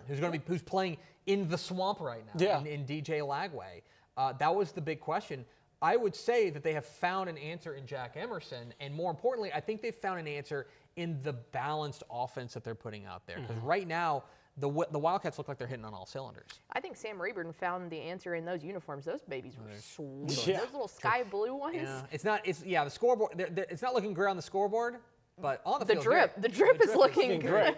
Speaking of two teams that also come in with a pretty even color scheme here, let's go take a look at what's happening in the 5-1-2. It's Atascocita making the trek up to Austin Westlake. Guys, Westlake currently in the lead 21-17. Carde Mack. Oh, in the bucket! Let's touchdown. go, baby. Atascocita going to take the lead. That's already, I'll be honest, that's already more points than I thought Atascocita may be scoring in this game simply because of the Westlake defense. But a beautiful pitching catch there from Atascocita. I will just say this about Atascocita, okay? If they go and get this win, then their non-district resume would read a win, a 28-point win over Houston Lamar. Which was ranked in week 1. A win at Katy. Which is Katy. And a win at Westlake. They would have the best resume in the state if they get this win. A long way to go, but if they do that. Yeah. I would say North Crowley would like to contend for the best resume in the state. But that's a good point. Pretty close to it. Yeah, I mean, North Crowley would have the best win, right? Right now, the best win in the state belongs to North Crowley. They have the win over DeSoto.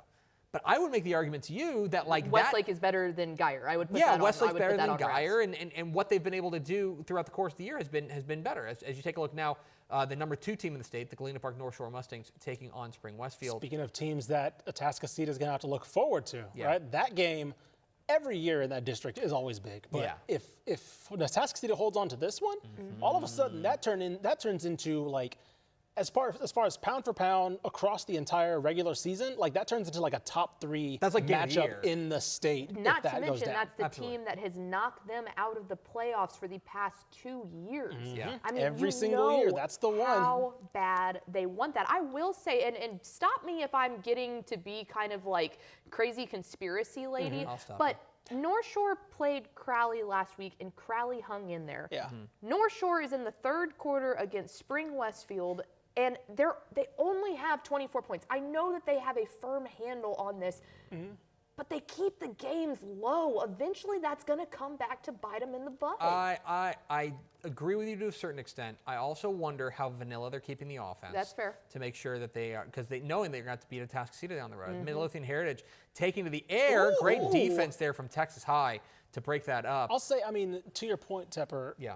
I think it's a little bit of both because, yeah, sure, maybe I think we have expected this offense to hit another gear, and they've just kind of stayed in, to Pickle's credit, to about second gear, right? And granted, they've been able to because they've been able to control things defensively. But to Tepper's credit, I think that depending on how you look at how the seasons have ended, I don't think Caleb Bailey played a full healthy season since he has been the starting quarterback. No, and he's been the starting quarterback since he was a freshman. Right, and I think that's maybe what Willie Gaston's more concerned with. Once you get to this 24-3 margin, I wouldn't be shocked if he's if they go run a little bit, run heavy, or if he even does not play in the fourth quarter. And the leash is just very short. Right, the leash is just very short. We saw that a couple years ago. I'll go throwback for a couple people. DeMarway Foster, remember him from Wichita Falls Hershey, 3,000-yard rusher his junior year, I believe, and then as a senior, they were like, you know what? You don't need to play when we're up by 14, 20 points. They really throttled his touches. They really throttled the game. And that's what I wonder about North Shore. Simply because I want to see what they're able to do, especially because they know, okay, our defense is going to be able to hold us in. As Heritage continuing to go deep. Bomb. And another great defensive play. That's 1v1 right there. That's two 1v1 defensive plays. These defensive backs for Texas High, just in the couple of minutes here that we've had this game on, have looked incredibly impressive so far. And Midlothian Heritage is not a team that doesn't have speed on the outside by any stretch of the means. I was about to say, I wonder if Heritage saw something on tape where they were like, we feel like we can get these one-on-one matchups. Well, let's put it this way. They're finding one-on-one matchups. And typically, if you're a receiver, give me a one-on-one matchup and I'll see what I can do. But, to your credit, Pickle, the one-on-one coverage from Texas High has been spectacular. So one thing about Texas High, I'm very high on Texas High this year. I think this could be the breakout year. Remember, they've won 3 games. And as North Shore, now loose. Gets a block. Gets a block. Beautiful. What a block. Who's worried about the North Shore offense? Not me. Not me. It helps Caleb Bailey when you can just have runs after the catch. As North Shore extends their lead and probably puts a bow on this one. I'm not sure. All right, let me give him a shout out. Let's give the boy a shout out. Coming in from senior running back DeAndre Hardiman. Of course, that's the dude. I got to do work. Who had the touchdown catch? Do we know? No, I was you looked up the blocker? Dude, I have made it very clear. I love stiff arms and blocks. Sometimes, okay, look, they get all the flowers, but he never would have gotten there if it wasn't for Hardman. DeAndre Hardman, Touchdown North Shore. That probably, I'll be honest, 31-3 feels like church. Yeah. That feels like All right, as we head out of game action to bring in another one of our trusted broadcasters. He was the guy with the photo that said Boomtown on it. It is Mr. Jared Robinson as we check in with Wimberley and Austin LBJ. Jared, good to see you, buddy. Very interested to hear what your thoughts are on how the first half has gone so far and where these two powerhouse teams in the 4A classification are matching up. You got 2 really, really good programs, 2 great coaches going at it, and it's just a situation where physicality has been the game.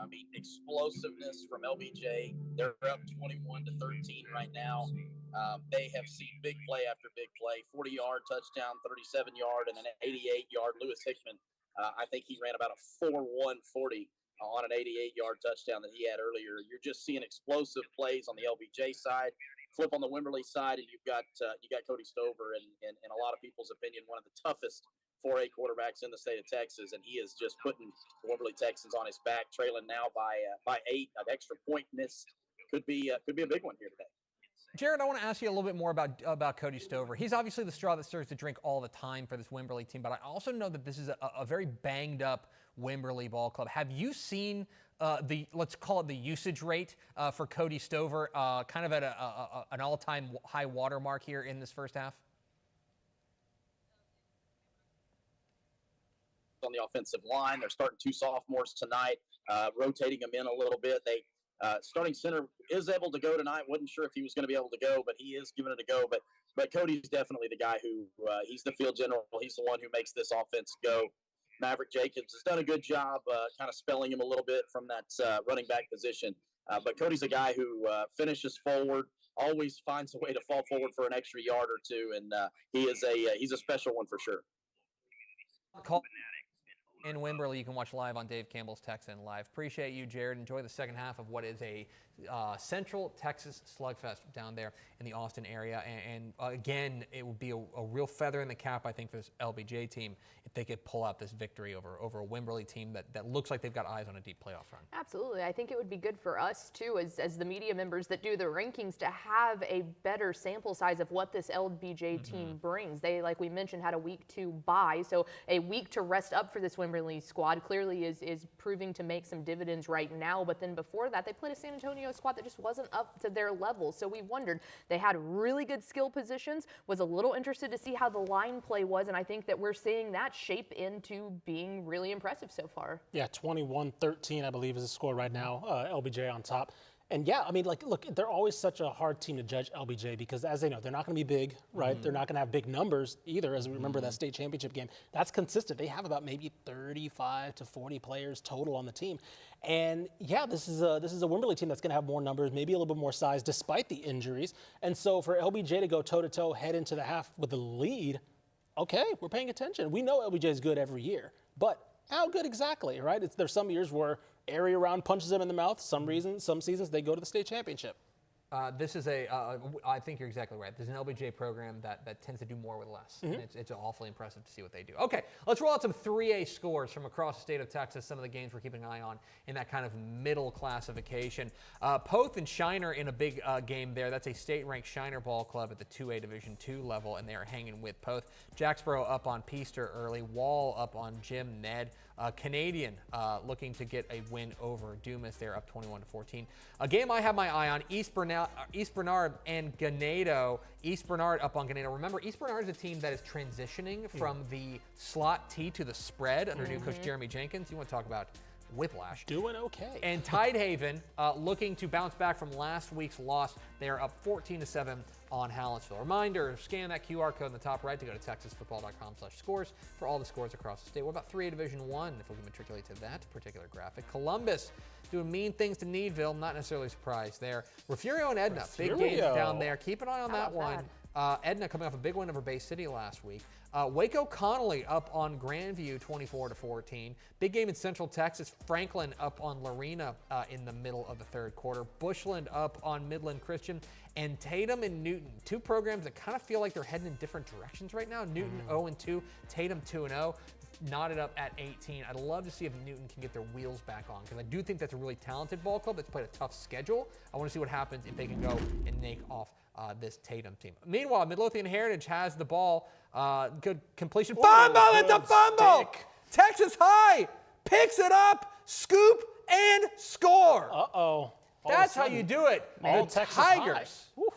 He ran into a brick wall on that. That was a big hit as the Tigers extend their lead over Midlothian Heritage 30-13 there in the third quarter there at Midlothian ISD Stadium. Here's a fun fact that'll take 5 seconds. What's up? That is where the 2011 cover of Dave Campbell's Texas Football featuring Jonathan Gray and Cyrus Gray was shot. The hard cam side, actually, on the other side, there were blue seats, which is where you can see Cyrus Gray and Jonathan Gray. But Texas High feeling right at home in front of those blue seats there at the Midlothian ISD Stadium. Okay, let's matriculate to another game we've got rolling on Dave Campbell's Texan Live. It's North Shore and Spring Westfield, and Westfield looking to punt! Uh-oh. Over the head. Oh, you hate to see those mistakes. Go ahead and clap those hands together over your head, boys. That one's going to be a safety. That's two. Yes, so all North Shore in this one. Westfield struggling to get their special teams together. I think that shows just what, you walk out with North Shore across your chest. Like, I feel like that shows what that can do. Those simple little mistakes, especially just crucial right there when you're getting into the depths of the game, going, can we start to make a comeback? And then mistakes like that are kind of what put the nail in the coffin as we take a look, Ishmael, at Atascocita and Westlake. How about that? Atascocita still up in the House of the Shaps, which underratedly, I feel like, is such a difficult place to play. Both Westlake and Lake Travis. I've been to Lake Travis recently for a Westlake Lake Travis Battle of the Lakes game. I have not been to Westlake for a Battle of the Lakes, but I have been there for another game. You're correct. Hostile environment. You have been there. They were stomping so loud one time. I was terrified that the stands were going to fall through. It is. Both of those places are very, like you mentioned, very, very underrated home field advantages because they're not massive stadiums, right? They're very intimate. Yep. And for 6A schools who can pack out a very intimate stadium, that is a game changer because you see these monoliths that don't always get full. Westlake and Lake Travis say, no, we're going to pack in our stadium with rabid fan bases. And it's the student sections, man. Yes. You want to talk about two student sections that love high school football? Oh, yeah. It's those two. Oh, yeah. Sidelines are always packed because they always got Baker Mayfield or somebody on the sidelines for. This looks like a grown man. Oh, Lordy. Get the block. Look at the blocking. Okay. I was about to say that was about to be Hardman on the run there. Our poor audio engineer Carlina was about to have a heart attack if Tepper was allowed to keep screaming on that one. I was just going to keep saying and increase volume every time he broke a tackle. I'm sorry, that was Nigel Pringle on that one on the return there. I mean, look, they just got playmakers. The everywhere. weaponry that North Shore has is, I'll just say it is unmatched in the state of Texas. DeSoto is the team that I would look at as probably the best comparison as far as pound for pound weaponry is concerned.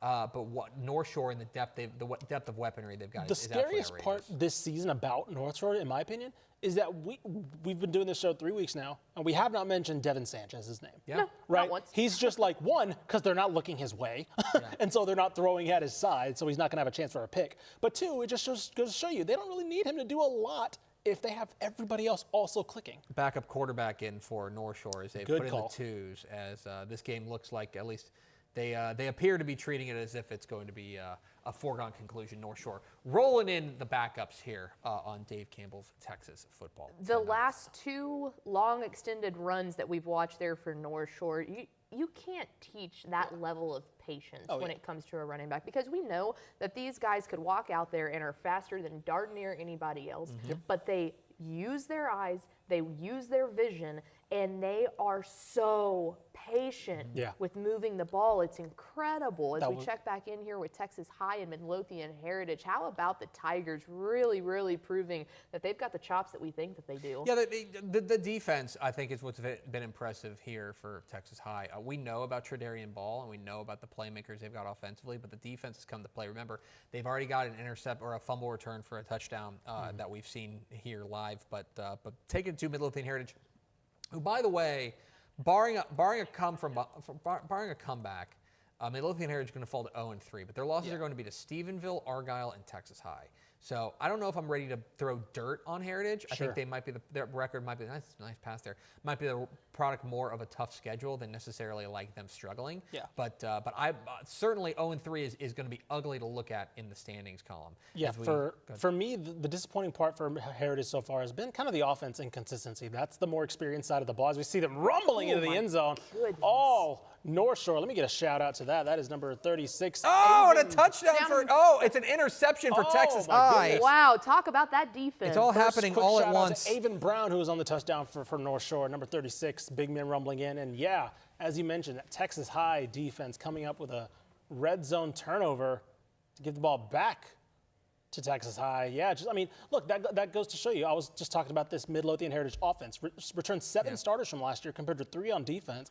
And that's the unit that's kind of been struggling. Of course, the defense hasn't been great, but you have a game where you put up 3 points in the opener against Stephenville, and you've kind of been on the back foot offensively so far this season. Meanwhile, let's go back to a conversation we were having earlier. What's wrong with the North Shore offense, rather? About to put up 40 points here in the third quarter. Light it up, 888-787-DCTF. Give us a call and let us know what's wrong. It's Ashley_Pickle 12 on Twitter. Tell us what's wrong with the North Shore offense.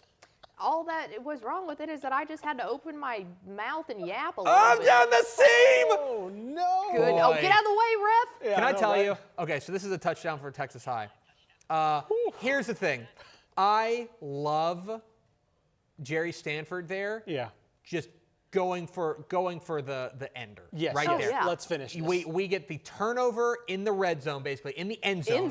And it's like deep shot. Yeah. And the quarterback had just enough time to get that bad boy off, and then suddenly he's off to the races. It's 37-13, and that's a wrap. It's church there at Midlothian ISD Stadium.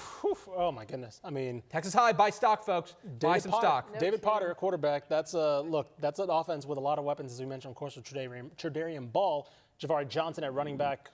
Names all over the place that you got to be paying attention to. Absolutely. Not to mention, that's a long road trip. That is not a short road trip down to Midlothian Heritage to get off the bus and look that fresh. Heading west. That might be a 3-hour drive. I would think so. I mean, it's about, we're sitting up in Denton, Texas right now at the University of North Texas Studios, and I can tell you it's about 2.5 hours in Midlothian. According to an internet search that is not a sponsor of this show, but hey, Greg.Tepper at TexasFootball.com. 3-hour drive. 3-hour from drive. Texarkana. So to walk out and look that fresh has been very impressive by the Tigers. All right, we are Dave Campbell's Texas Football. Tonight we'll be here until 10 o'clock bringing you the best highlights, game actions, everything that you just saw right there, score updates throughout the night. But we want to slow it down a little bit for just a second here and tell you a story about a coach that started off in the restaurant business and is now leading his alma mater. Life has a funny way of giving you those twists and turns when you least expect it, but I think that there's one thing that Blake Ware from Aldine MacArthur would tell you. It's that sometimes home is where it feels just right. You know what's wild is I was thinking about this earlier today. To think the coach returning home to take the reins of his alma mater almost wasn't a coach. You graduated from Texas Southern with a history degree. Yeah. One. Yeah. I'm curious to know what you wanted to do with that originally. But then you got into the restaurant business. Yeah, before even getting into coaching. Well, walk me through how. Yeah, it's funny. Somebody asked me that this morning. I played football at Lamar in the fall of '89, and they dropped the program after my freshman season. So I go back home and I start working in restaurants, and I started coaching my little brothers in Little League football. Never thought about being a coach, just did it because one of the dads said, hey, you should come help us. And I fell in love with it, and it started to consume me. It's all I could think about. And so my dad had a construction business. I was supposed to be the heir apparent of that, and then the restaurant thing was kind of doing well, and then I shut all that down and went back to school because I wanted to be a coach. You know, and Coach Alpert, I go to his office and say, hey, I want to be a coach. And he goes, what? Because he knew about my dad's construction company and all that. And I said, yeah, no, this is what I want to do. And he goes, you're going to be Poe. And I said, Poe? He goes, yeah, you won't even be able to afford the O and the R, it's just Poe. He goes, but you're going to love going to work every day. And I have, you know, and that's kind of the beginning of the journey for me, and haven't looked back. Now, this situation with MacArthur, it's got me really excited. There's a lot of feelings I have about it because I know what it was. You know, that logo right there used to carry some meaning. To be able to come in there and have an impact on the kids that are walking the same streets I walked when I was a kid, is pretty cool. This is what I really want. I want you to paint me a picture of what MacArthur football was like in the late 80s when you were there under the late, great Bob Alpert, and how things maybe changed or looked different when you arrived on campus as the head coach this year. Well, it's the same campus, I can tell you that. The first day I was there, I walked the hallways, and the feel of hallways feel like I remember. To tell you the difference, you know, the thing about the Bob Alpert era was MacArthur High School and Aldine High School kind of ran Houston. We did. And, you know, that was when Aldine made deep runs, the national champion.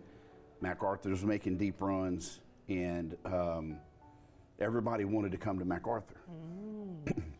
Now it's a situation where a lot of the kids that are at MacArthur or should be at MacArthur are not. They're going to schools in the other schools in the area. The biggest thing I need to do is I need to figure out how to build the wall around the MacArthur zone so that we keep all the kids that should be MacArthur at MacArthur. And so we've got to create that culture and that atmosphere where the kids that should be at Mac, they're at Mac.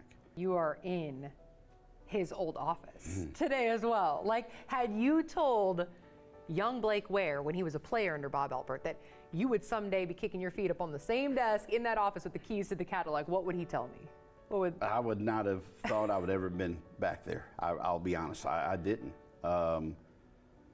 You know, MacArthur's lost its way, right? And when you go on your coaching journey, you know, you're thinking about where do you want to go? What do you want to do? The thing for me is I never thought it would be at MacArthur. And not because of any other reason, but that didn't seem like it was a stop in my journey. But that's changed. And, you know, if I sit here and I told the folks in Aldine this, you know, if I'm getting older, okay, if I'm on the back third of being a coach, and I got 28 years of doing this, that means I got 28 years of failure, 28 years of mistakes, 28 years of grinding through all that and getting better and improving and finding success. Then I've checked off a lot of boxes as a coach, right? So why not, let's bring it back home.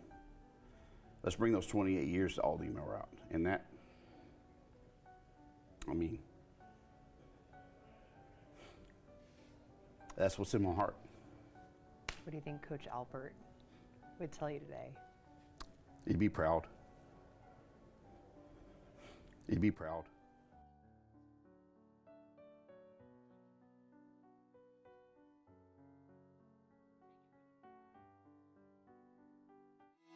Takis is the presenting sponsor of Dave Campbell's Texas Football Sustainability Champions Award, spotlighting influential kids looking to pursue a career focused on social, environmental, and economic well-being for our future. Be sure to check out this week's Spotlight Game of the Week, where we'll be spotlighting 2 Sustainability Champions Award winners. Thank you to Takis for your support of the Dave Campbell's Texas Football Sustainability Champions Award. For more information, visit texasfootball.com. Dave Campbell's Texas Football is proud to partner with Sport Tyler to award the Earl Campbell Tyler Rose National Player of the Week, which recognizes the top offensive player in Division I college football, who also exhibits the enduring characteristics that define Earl Campbell: integrity, performance, teamwork, sportsmanship, drive, community, and tenacity. It all leads up to the Earl Campbell Tyler Rose Award, announced in January. Congratulations to this week's winner of the Earl Campbell Tyler Rose National Player of the Week. For more information, visit earlcampbellaward.com. Dave Campbell's Texas Football and Higginbotham have teamed up to find the most driven team in Texas. This fall, 10 finalists will be highlighted throughout the season, with one student athlete from each team receiving the Most Driven Scholar Athlete Award for their leadership in the classroom, along with $1,000 in tuition assistance. In November, all 10 communities will rally to vote on TexasFootball.com, competing for the title of the most driven team in Texas. The school that rallies the most online votes will receive a $10,000 donation to their school, thanks to the support of Higginbotham. To learn more, visit TexasFootball.com/mostdriventeam. Hey DFW residents, get your grocery essentials in minutes, not hours or days, with Wing Drone Delivery. Forget about last-minute trips to the store when you need things like cereal for breakfast before school, medicine for a cold, or snacks for a movie night. Wing's drones get you quick, no-contact delivery in as fast as 15 minutes. Say goodbye to last-minute grocery runs and say hello to more of your valuable time. Sign up today.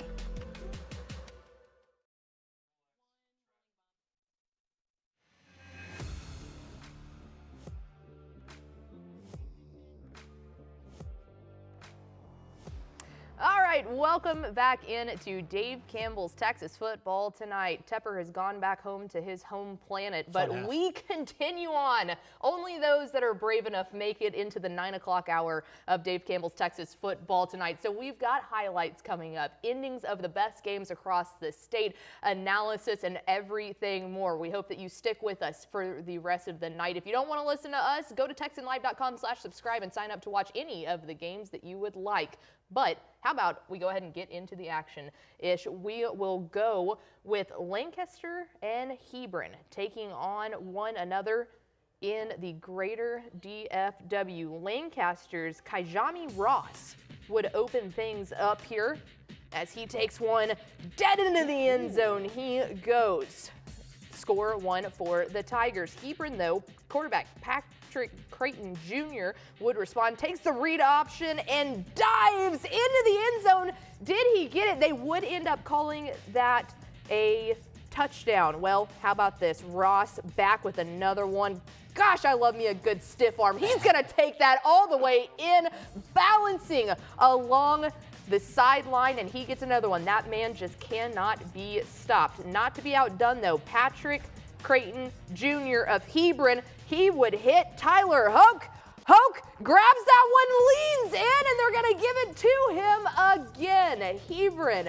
But the Tigers and Leon Paul do not go away. Right up the middle of the Russ. Ross would punch it in. Lancaster was leading to go into halftime 21-17. It's everyone's favorite, the 9 o'clock hour quad box. What's catching your eye here, Ish? First of all, it's a copyright infringement to say the witching hour, because I know, shout out to our boy, the infamous Scott Hansen from Red Zone. Can we call it we got to have a witching hour. You see, oh my goodness, what's happening here?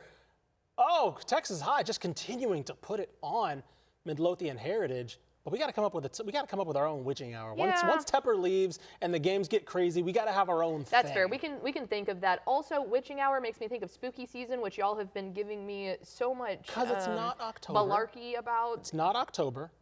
It is Friday the 13th. It is Friday the 13th. That's spooky season. But that's not a season because that's not going to happen. Well, every it's spooky time. season for Midlothian Heritage right now. It is Texas very High much just spooky season for Midlothian Heritage. absolutely taking it to them, 37-13.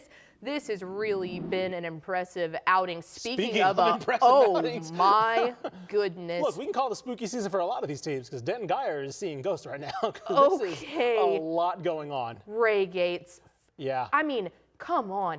42-14. We talked about Geyer being a team that could potentially ruin this for North Crowley. They get too caught up after the DeSoto loss, blah, blah, blah, blah, blah.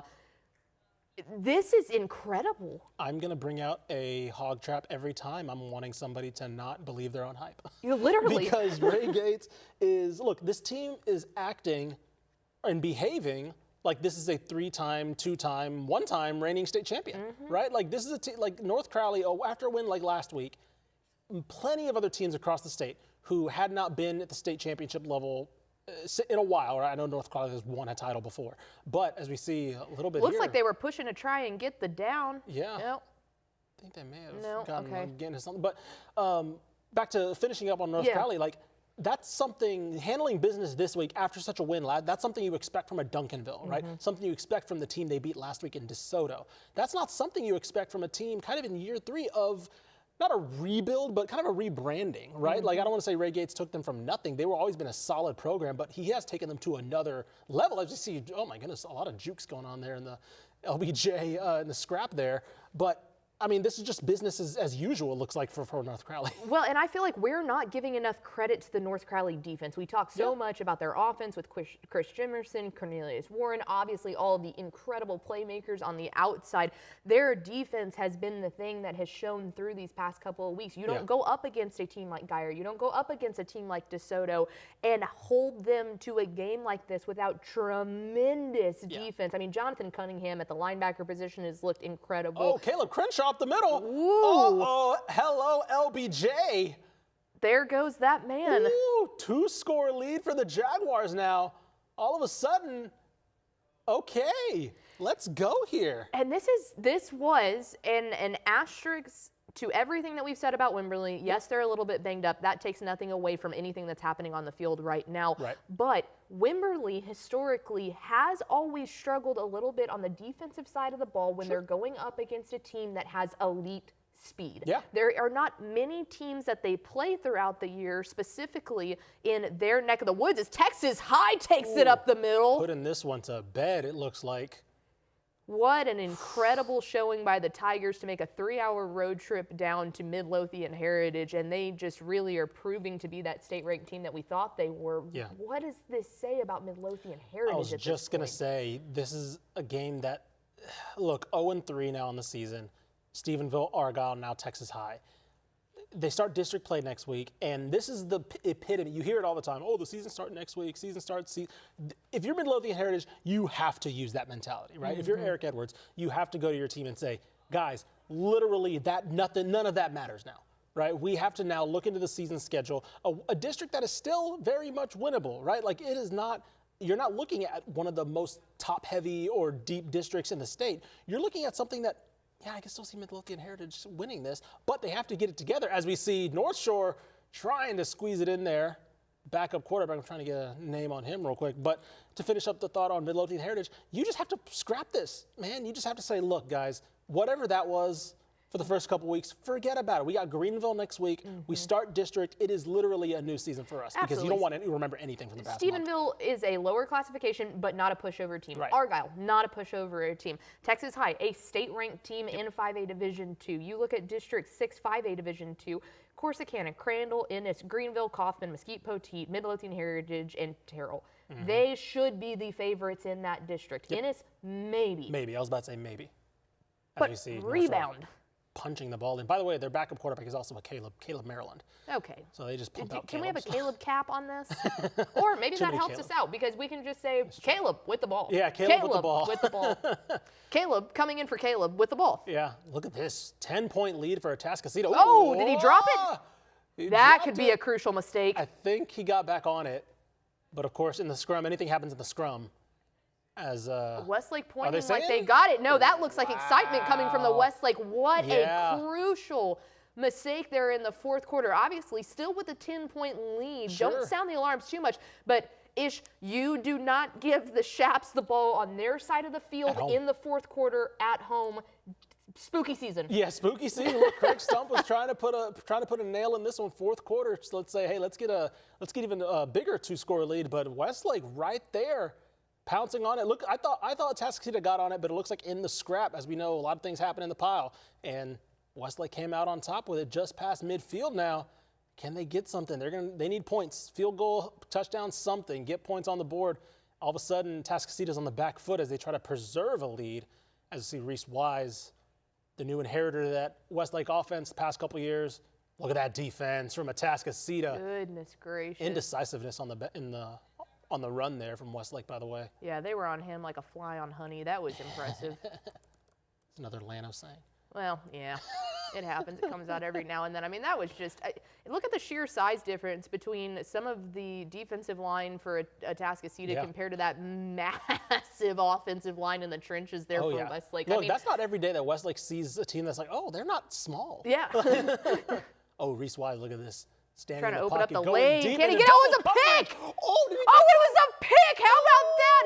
For a reaction to Atascocita, you turn over the ball on the impending kickoff, and then to bounce back in that fashion, Craig Stump. Number 25, that was Tavon Bolden, the sophomore, with the Mosque. That was a full extension grab, too. He was all the way extended. All of a sudden, okay, now you just gave yourself a gift, Westlake, in recovering the fumble, and you give it right back to Atascocita.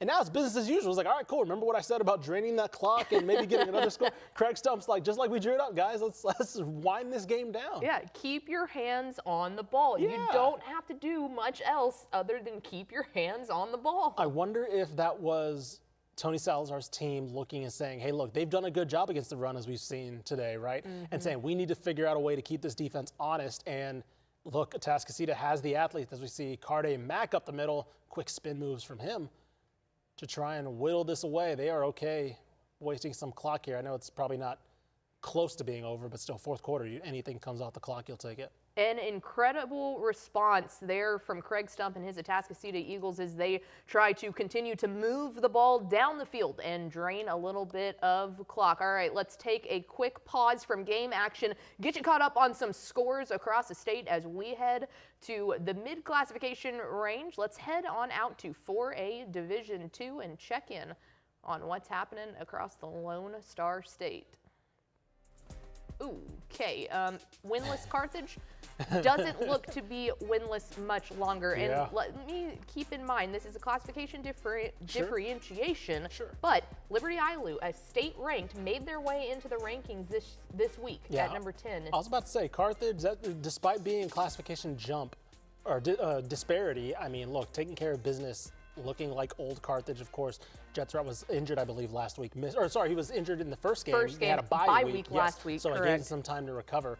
Brock over Aubrey right now. Madisonville over Malakoff. Got some close games. Sinton, shout out Sinton, South Texas a little bit there. 14-12. I was pumped up for that Sinton versus Alice game. That's a tasty one down there. Yeah, that's a very interesting South Texas game. Alice hanging around. Seminole 21-7 over Sweetwater right now. And Silsby still looking impressive against Nederland 24-7. Let's go to 4A-D1 now. If we got those loaded up. We talked about Stephenville a little bit earlier. 35-0 over Godley, taking care of business.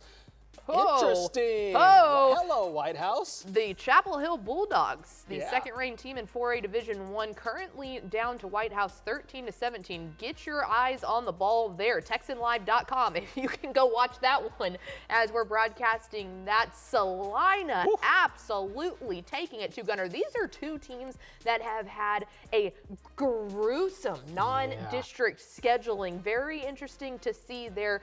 Kilgore and Gilmer, man, that one is tasty. That is a good game if you are just a sick human being, and I am, so I'm saying that's a very good game. And Gilmer needs that win. Yes, oh, Gilmer 100%, yes. needs They that need some win. momentum after, I mean, look.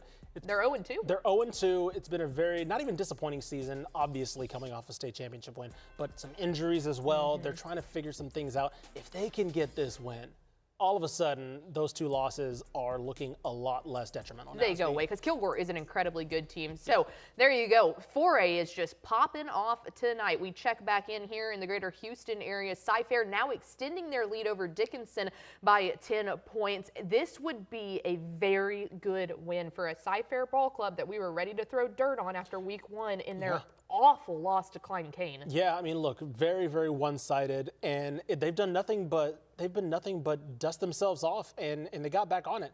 Last week they beat Cy Park 34-0, and as we see, Allie Scott, I believe, for LBJ.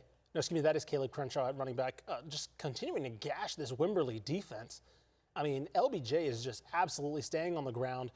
As we know, LBJ is kind of a power run scheme. They have a lot of speed, but they do love to play physical. Even going back to their state finalist appearance days, they are a team that loves to do the read option. As we see here, there's again inside zone to Crenshaw. And they are just simply running the ball right at this Texans defense and making them stop it.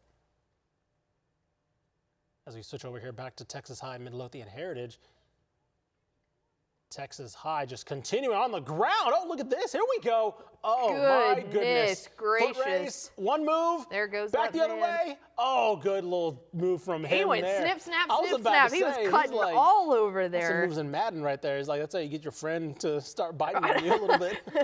Left, right, left, Yeah, right. exactly. Let me give a shout out. Number 19 here, Ahmad Moore, junior at running back. My goodness. North Shore, as we look back, North Shore all over Spring, Westfield, 47-3 as Westfield is trying to get something going. Looks like a minimal gain here.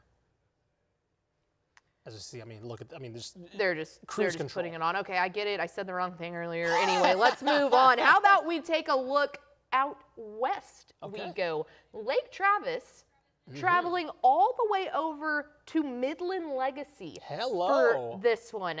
We take you now out to Midland and to the highlights. Midland Legacy in the second half goes for it on 4th down. Mackenzie Rogers, he gets stuffed behind the goal line. Then on to the next drive. Chaston Ditta back to pass, launches one 40 yards to Dylan Kohler's jump up there, big man.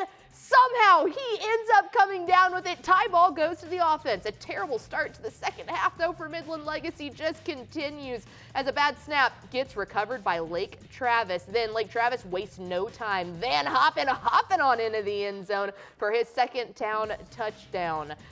Chaston Ditta goes, takes it up the middle. Can he make it? Bounces off a man. He hits the B button in and out. Drops the ball, though. A few Midland Legacy defenders fall on it, and they get the turnover. How about that for Midland Legacy? That one, back and forth, lots of stuff. Hartman is like the shade of Lake Travis red right now. I know he coaches for Legacy, but he is that shade of red that he's just blending in with the Lake Travis uniform right now. Clint Hartman, love the guy to death, naturally red, only continues to get more red, and especially with that amount of chaos. I was about to say, that Chaston, I know they came up with the ball on the fumble, but like when he saw his man bounce off as Chaston did it, he just blew a gasket. And then luckily they were able to get the turnover, but a lot of chaos going on there. That's incredible. As we see the quad box now.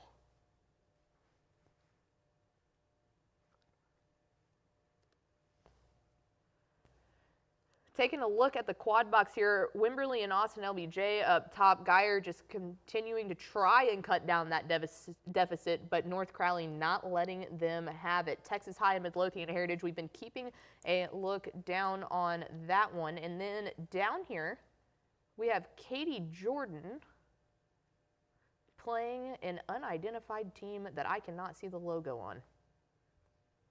Yeah, that's a... Looks like our live view is blocking that a little bit, yeah. And Katie Tompkins, there we go. Thank you. Shout out to our producer, Miss Mallory Hartley, for feeding that one in my ear. But Katie Jordan and Katie Tompkins, a district between Katie schools down there.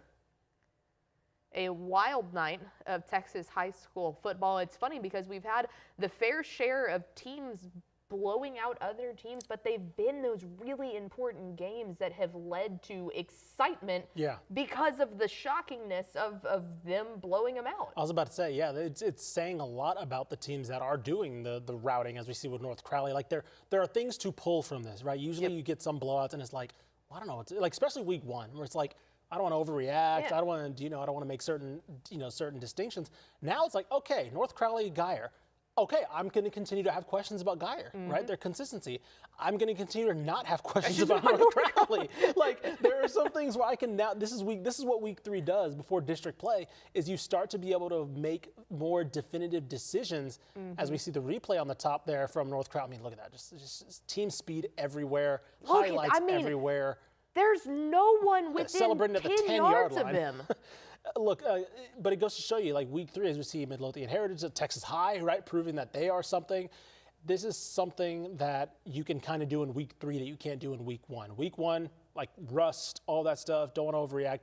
Week 3, we're getting into a little bit of the season here. You should start to know what your team is and know what certain teams aren't in some cases as well. Yeah, and as we continue to just marvel over the North Crowley lead here, the guy that you just always want to talk about is Cornelius Warren. I mean, he has been incredible at the running back position for them, over 1,700 yards rushing. He has great hands to be able to catch that. UNLV is getting an incredible player in him, and if they keep going on, if he was to stay committed to UNLV, I would be kind of shocked if there weren't more offers coming in. They're a little small. Sure. But gosh darn it, that kid can run. Yeah, I mean, as you're seeing there, over 1,700 yards so far in his career. He's an option in the receiving game, which is something that UNLV does. Offensive coordinator Brendan Marion there in that go-go offense, they love to utilize speed, and it's a very interesting offense, and he kind of fits. So the football heart in me hopes he stays there, because I think he is a hand-in-glove fit for Brendan Marion in that offense. But of course, you always want to see what else he could do if he gets maybe a bigger shot. Similar to how a team like North Texas believed in his teammate, Chris Jemerson, offering him at quarterback. Like Which he should stay. Which he should stay. He should definitely stay. Chris Jemerson, please stay. Yes, as we sit here in the University of North Texas studios. Sure, but it takes the team betting on him like North Texas did at quarterback, right? A lot of teams were offering him at corner, wide receiver, athlete. They were saying, we'll take a shot at you at quarterback. Similar, if Cornelius Warren stays at running back to UNLV, we'll see. Hopefully we'll see if he gets anything more. All right, we got some more highlights coming in. How about some Glen Rose and Brownwood? I'm so excited for this one. Yeah, Tasty. How about the first half highlights from that one? Let's start here as we go to the highlights as we see. Look at this throw. Oh, my goodness, a pass deep in the end zone. Oh, my goodness, that is Colton Andress who catches it. Moss, head top, whatever the kids are calling it now, right there as Glen Rose now. This is Kelton Raymond, Wildcat. Look at that. He looked like he wanted to go up the middle, but he's like, I'm actually going to go to the side. Why not? We'll shift it over. He wanted the contact, but he's like, you know what? I'm not going to be greedy. As we see again, the Wildcat, this time up the middle. Kelton Raymond again. Brute force, the little flex right there. All Glen Rose. And this is going to be Canyon Evans dropping back at quarterback, rifling it over the middle. Good throw to Uli Mora, who catches it. Final score of the first half, all Glen Rose so far. That's an interesting game because Glen Rose, we've talked about this, I feel like every week so far, always a team that's always on the cusp. Always on the cusp. And this type of win against a Brownwood squad that has high expectations, that we had high expectations for, if this is a completely controlled game from Glen Rose, is this the year?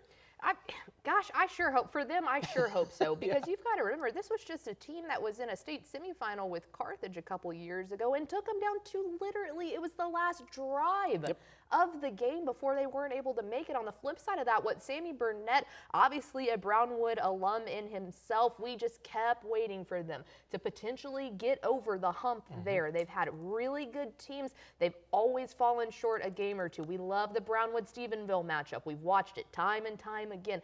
Can this be the year that both of these two teams take that next step? This is what made that matchup so stinking intriguing out there at Gordon Wood Stadium. If you're just joining us, welcome. This is Dave Campbell's Texas Football Tonight. We're here every single Friday night, 7:30 to 10, talking ball across the entire state. Games, highlights, score updates, nonsense, bad jokes, everything that you could possibly want in a football show. We're here. Ashley Pickle, Ishmael Johnson, Greg Tepper back at his home planet. But we hope that you will do that. And if you want to go watch any of the games, Dave Campbell's Texan Live. We got a lot of words in these things, but why worry about words when you can just scan that huge QR code? That'll take you straight to TexanLive.com. Hundreds of live football games all season long. Go ahead and become a subscriber so that way you can go ahead and get a full season's worth rather than waiting till the playoffs roll around and not getting the regular season. And I was going to say, if you're somehow watching this show and you're not a fan of football, well, good news. They don't just do football. They do basketball. They got volleyball coming around, right? You guys are going to be scheduling a lot of those games very soon. They go until not even baseball, not even softball. They go till graduation. They keep going. So, again, if you are somehow watching this and you're like, yeah, I kind of like football, but I'm really a baseball person. Okay, TexanLive.com. They got you covered. So, well, like she said, if you are a football fan and you're tired of hearing us talk and you want to watch any of these individual games, subscribe, TexanLive.com, TexasFootball.com/subscribe. Either or will get you in for all the goodness all season long. Let's get back into some games. Mallory in the back, where are we headed next? Let's go and pull up some action going on here. I'm still waiting for them to use the Mallory camera. We've got a Mallory camera back there where you can see all of our wonderful students. And someone pull this up. We've got like a ton of wonderful students back there that are University of North Texas students helping bringing this show to life. We love our partnership here with UNT and appreciate all the work that our students are doing. An incredible crew here behind the scenes. As you can see them in there, Mallory Hartley, our director Blaine Tatum, and all the crew along the way. Guys, a very quick cut from Mallory. From the back. You got a face full of Mallory and then instantly back to our poor faces. Sorry about that, but we love seeing all of our students that are in there and all the guys up in the editing lab as well. I was about to say, that's only one room. As we see, there it is again. Yeah. There's the studio. Chance Gates, our technical director. Everybody else.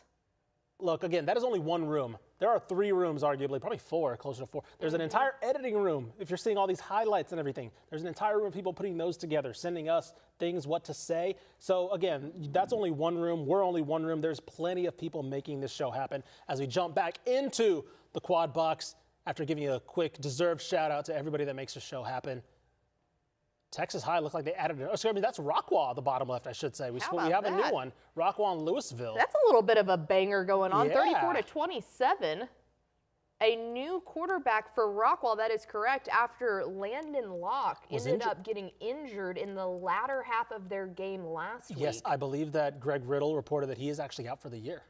Man, so it is a you hate to see it for a good player. I was about to say. You hate to see it for any player. Let me be very clear. Sure, but Landon's a good kid. Yeah, exactly. And it's a lot of pressure now on the backup for Rockwall. After it was going to be a lot of pressure on Landon Locke, it was living up to what his brother left behind, right? So it was like there were a lot of expectations for him. He's still going on to Wisconsin. His playing days are not over. But now you're at Rockwall. If you're Trey Brooks, it's like, okay, we got to figure out, we got to grow up a year earlier, right? Probably than what he expected for this offense. Absolutely. Anytime you lose that starting quarterback, not just from a quarterback position, but really like the leader of your team, that's always a difficult thing. But what a win this would be for new starting quarterback there at Rockwall. 100%. And look at the top left. That is 39-21 Atascocita over Westlake. Oh my goodness, Craig Stump, people, are we going to have to start paying more attention and ringing the siren for Atascocita. Somewhere Gavin Moritz is punching air. Like, he is so excited. Our very own Texan Live Gavin Moritz, a graduate from Atascocita. But you really do. You look at District 20 through 6A, and you see Humble Atascocita. You see Humble Summer Creek, who played in the 6A Division II state championship last year. We just talked about C.E. King earlier in the program, a 42-0 romping over Spring Decaney. Then, okay, that seems pretty difficult, right? That's got to be everybody. How about Galena Park North Shore, who we just watched absolutely annihilate Spring Westfield? Speaking of North Shore, speaking of spooky season, that game, October 25th. That's the weekend before Halloween, so we're talking spooky season. Go ahead and call dibs on that game. I can guarantee you that will be a spotlight game on Dave Campbell's Texas football tonight. But really, I mean, this is the year that you've got to think that all of this for Atascocita is great.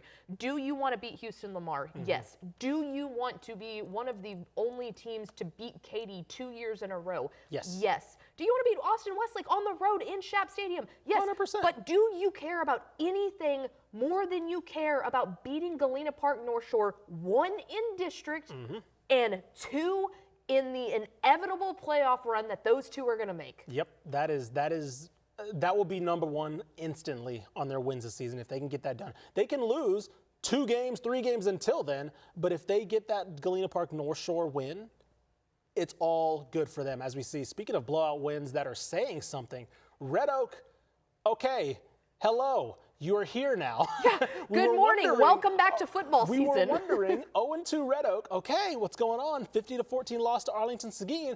And they come out and say, you know what, you're right. We need to wake up a little bit. So, Red Oak getting things done and with an impressive soon-to-be win over Cedar Hill. Very good to see them get back into midseason form there. Taz Williams is a very special player, and it seems like they've really figured it out. Billy Middleton really kind of setting in there at the quarterback position. So 34-7, Red Oak leads the Cedar Hill Longhorns. Let's check in with another game here as we head back down to the Houston area. Cy-Fair down there.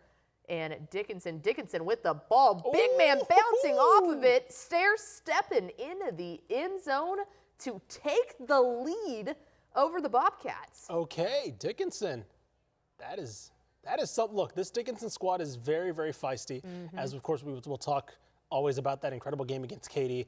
But shout out, let me see, let me get the number on this. 34, Malachi Gamble, junior running back, rumbling his way into the end zone. That's a good-sized dude. That is that's a big running back. Okay, right there. Greg Powers, we need you to take a look at him. Yeah, I don't want to tackle him either, so I don't blame Cy-Fair. No, John Snelson has done such an incredible job down there at Dickinson into making this program one that should be a very good playoff contending squad.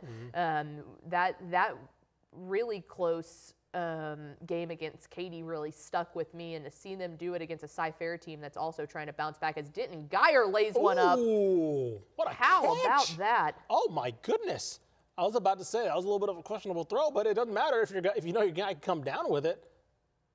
Get a number on that one. That was number 16 for Geyer. Is Kevin Sperry? Mason White with the catch. Yeah, Kevin Sperry on the throw. Yeah. Mason White on the catch, senior wide receiver, 6'2". If you see that 6'2" frame and you're just like, you know what? I trust my guy's vertical.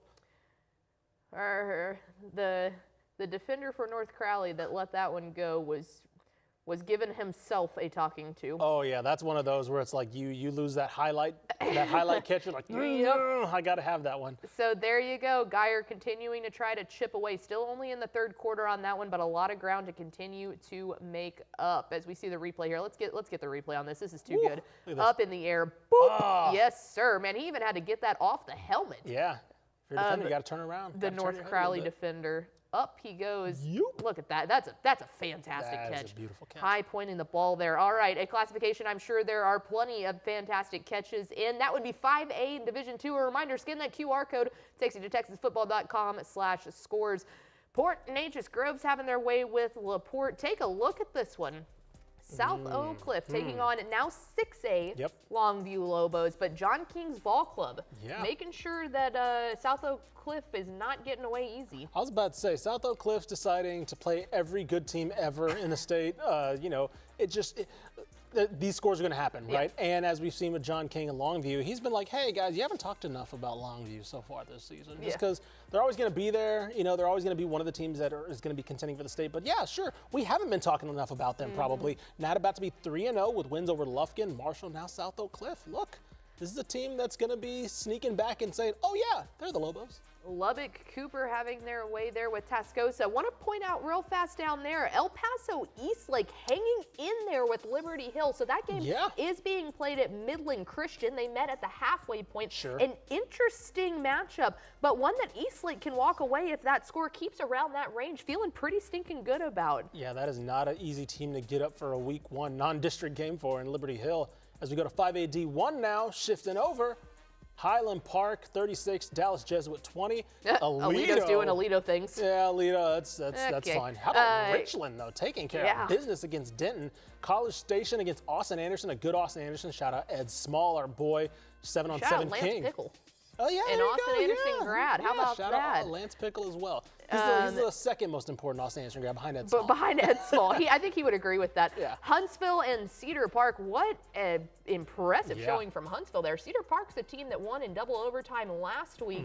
Now taking on a Huntsville team that is not wanting to get into overtime in that one. Nope, exactly. It looked like Cedar Park was turning things around. Huntsville putting a stomping on them. How about Galveston Ball looking to go, or excuse me, that is the final, I believe. 33-7, 3-0 now, Galveston Ball. Dude, keep your eye on Galveston Ball. I'm going to read off their schedule right now, and you tell me games that they're not going to be favored in. Houston Westside, Baytown Sterling, Port Arthur Memorial, Beaumont United, Barbers Hill, maybe that one, Westbrook, and Lufkin. That is maybe one game they're not going to be favored in. Port Arthur Memorial. Maybe. But Galveston Ball has just looked incredible. Ooh, I believe we just got in our ear. 39-21, Atascocita Westlake final. Fighting Craig Stumps, doing it again. I'm going to say it right now. Tepper pitched it, the idea. That's the best non-district slate of wins so far this year. Obviously, North Crowley has the best individual win. Slate of wins, Craig Stump and Atascocita. Cardi Mack, Torrey Blaylock, that defense, those trenches. I mean, look, they're doing everything they can do. Dickinson, real fast, got to point that one out. Another one to expand their lead on Cy-Fair. Yes, continue. Yeah, no, I was going to say, basically, speaking of the Houston area, yes, it is now them and North Shore. Those are the teams now in the Houston area that you got to go and say, okay, everything else revolves around those two teams. Yeah. Everything in the Houston area. Well, and I mean, here's the favorite debate held amongst Texas high school football, DFW or Houston. What are we looking at? Where are the deep districts? And let me tell you, there are two districts that continuously come to mind. Yep. And it is the district that we talked about earlier with 23-6A, with North Shore, Atascocita, Summer Creek, and then it is 11-6A with Duncanville, DeSoto, Waxahachie at this point. I was about to say Waxahachie. I believe they're winning right now. Has probably surpassed Cedar Hill in that they're beating third 40, 30, 28 right now. So. But I mean, you start talking about districts of doom. You've got North Shore, Atascocita, and Summer Creek, and CE King all in one. Yeah. It's looking that way, folks. It is looking very, very tasty. And Atascocita's, like you mentioned, with the other one, with Duncanville, DeSoto, those are the two in that one, right? You look at North Shore and Atascocita, it's like, okay, at the top are two seismic powerhouses, and then you add the playoff depth of the Summer Creeks, of the Cedar Hills. Yeah, I mean, they're starting to look like just mirror images of each other, and I wouldn't be shocked if we see a lot of those teams face off in the playoffs, whether they're in state championships or along the way. Or whatever suits you. DeSoto's like, don't worry, we're going to sit pretty down here in 6A Division 2. I was about to say, yeah, we ain't going to see none of y'all. Y'all have fun duking it out. I'm going to chill. It's all good. As we see Denton Geyer trying to hang in there a little bit longer, but looks like North Crowley has the ball and cross midfield again on the top right. Wimberley, I mean, that's another surprising score for me is Austin LBJ just completely controlling this one versus Wimberley, doing a great job against Cody Stover. I was about to say Cade Stover. Cody Stover at quarterback, just kind of holding him in check and playing ball control with this on their side of the ball. LBJ is. This one's getting tasty down here. Rockwall and Louisville. Louisville currently with the ball here, making their way across midfield, trying to get something going here. This one could be fun. Ooh, a little bit of a end around. Okay, there we go. I'm telling you, man, that district between Louisville and Coppell and all of them, we talked about it earlier, that is a fun district. Yeah, that's another deep district. It's not maybe filled with state contenders, but teams that are just going to be in the conversation late in October, in November. You mentioned Campbell, Denton, Browns, Denton, Guyer, Flower Mound, Marcus, Hebron, Louisville. That's a district that all it would take was one of those teams getting hot in the right time of the playoffs, and they could do it. Well, I mean, we just talked about it a little bit earlier. 3-0. They make the big catch. How about that? Can he make it all the way in? Hold on to the ball, son. I was about to say, I couldn't tell if he held on to the ball. Are they going to count that as a touchback? I think they're going to count that as a touchback. They are. Wow. No. Or is he down? I don't know. I don't know. He might have stepped out of bounds beforehand. That's what I was trying to figure out because it looked to me like he was out and or down at the 1. I couldn't tell where the knee placement was. Yeah, he definitely didn't get a touchdown because they signaled down. They signaled to stop the clock. So he's either downed or they're discussing right now if he got in the end zone and lost the ball, which would be a touchback, which of course is what I call the worst rule in sports. But don't get me on that rant. I will get on the rant if it is that call. But let Ish cook. Look, I wrote a column about this a couple years ago on TextFootball.com about why it's the worst rule, but I won't get on that high horse if I don't need to. I love the dramatic part is the pylon just still being down in sheer desperation. All right, here comes the call from the refs. A long discussion there. I see a Rockwall player clapping. It's a touchback. Oh my goodness. Oh my goodness. Ball to Rockwall. Oh my gosh. All right. Can I go off? Can I pop the off floor. for a second? Can we get the solo here? All right. So for those of you that are unfamiliar with the worst rule in sports is what I call it. If a ball carrier loses the ball through the end zone, doesn't control it, it goes in the back, it's a touchback, and they lose possession. Look, I am all understanding of defensive coaches and players say like, look, so many rules go for the offense that give us a bone. I get that, right? Yeah. I get that. A sport like football, which prides itself on fighting to the last play, all-out effort, finishing the play, right? Just basically gives a turnover to the defense that didn't recover the ball. Now, your argument would be, well, he lost the ball, so therefore there should be a punishment. I agree. I think there should be get the ball back at the 20. I don't think you should get the ball at the 1. Don't get me wrong.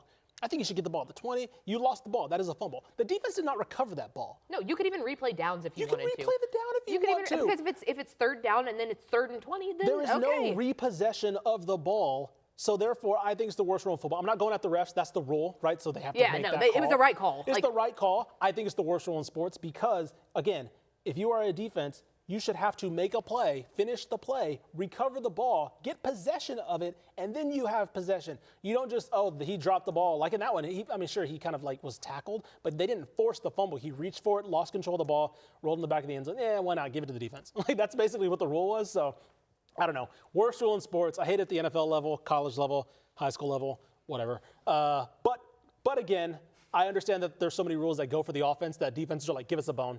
So in that case, I get what you mean, but off the high horse. Do you feel better? I feel great. Okay. Every time I go on that rant, I feel great just to get it off my chest. Sometimes you just gotta let it happen. As we check into Chapel Hill and White House, this one insanely close. Chapel Hill with the ball. Which one of it is? I believe that's Ricky Stewart. Yep. No, sorry, I think that's Brisbane. I believe Brisbane is number 4. It's 3 and 4. Ricky. Yeah, that's Ricky. That is Ricky Stewart. Brisbane is 8, I believe. How about a somersault into the end zone to extend the 1-point lead to 6 with an extra point impending there for Coach Jeff Reardon and his ball club. This has been a really impressive showing so far by White House to keep an incredibly explosive Chapel Hill team down to just 14 points. Now, a couple more, but you know. I mean, this is a Chapel Hill team that last year we were wondering, like, when they get punched in the mouth a little bit, right? When the teams are a little bit physical with them, we were kind of wondering what their responses are, and it looks like White House did come out and be very physical with them. Now under 2 minutes to go, forcing them to make, they can't get those chunk plays like they're used to getting Chapel Hill is, and now having to work their way down the field as they see, looks like taking the lead here late, forcing White House to kind of make one more run after. By the way, this is a Chapel Hill team coming off a massive win over Gilmer last week, and then a massive win over Jasper the week before that. So a Chapel Hill team red hot, White House saying, nuh-uh, I wonder if Patrick Mahomes stopped by or something. If they were like just hyped Yeah, up. they're like, all right, time to step up. Yeah, with Pat's here. We gotta. Dad's home. We gotta show out. And the extra point is good, extending that Bulldog lead. We take a look down at our mini box. Now, full screen, big box is Hebron taking on Lancaster. We checked in on this one a little bit ago, but Hebron, this is an impressive lead. Yes, very impressive. By the way, you mentioned the quarterback, Patrick Creighton Jr., son of former Cowboy Patrick Creighton. Yes, if for any football fans out there, yes, that is former journeyman wide receiver Patrick Creighton's son. I believe a native of DeSoto, Texas. His son playing quarterback for now for Hebron, as you see there. Wow, this is a massive, massive result so far for Hebron against a very good, feisty Lancaster squad, a squad that they'll drop some games because their district is so tough, or their schedule is so tough, but you know that's just going to be a team, Leon Paul squad, that's going to be up for it every single week. Just like last year. I mean, they dropped 4 or 5 games and then went on to like a regional final run. And this is a Hebron team coming off of, 59-14 loss to South Lake Carroll last week? Yeah, something definitely started clicking with the Hebron offense. All right, so we now take a look at scores across the big dogs. To 6A we go. DeSoto. How about an interesting matchup here? DeSoto all the way down 35, about 5 hours to the Alamo Dome. Yeah. Corpus Christi Miller, Coach Justin Evans and his squad said, we'll take on the big dogs. And hey, I mean, this is cool. 57-14, kind of what we were expecting, but a cool matchup down there in the Alamo City. I was about to say, I love both teams looking at it and saying, hey, you know what, let's give it a little early playoff atmosphere. Right? Neutral site, really cool game there happening. Of course, DeSoto, like you said, doesn't surprise us, but I love Miller making the trip and making that, taking on that fight. We talked to him earlier. Carter Yates out at South Lake Carroll and Byron Nelson. South Lake is still extending their lead there. Lake Travis up on Midland Legacy. We were just checking in on Rockwall and Louisville after the touchback catastrophe of 2024. Can I go on my rant again? No. Okay. Mallory Hartley's screaming no in my ear. Coppell, the Cowboys up on Arlington Bowie. And then how about this one? Fort Bend, Bowie. I was about to say it's David Bowie. David Bowie. See, you got me doing it. It's David Bowie, Arlington Bowie. Whatever.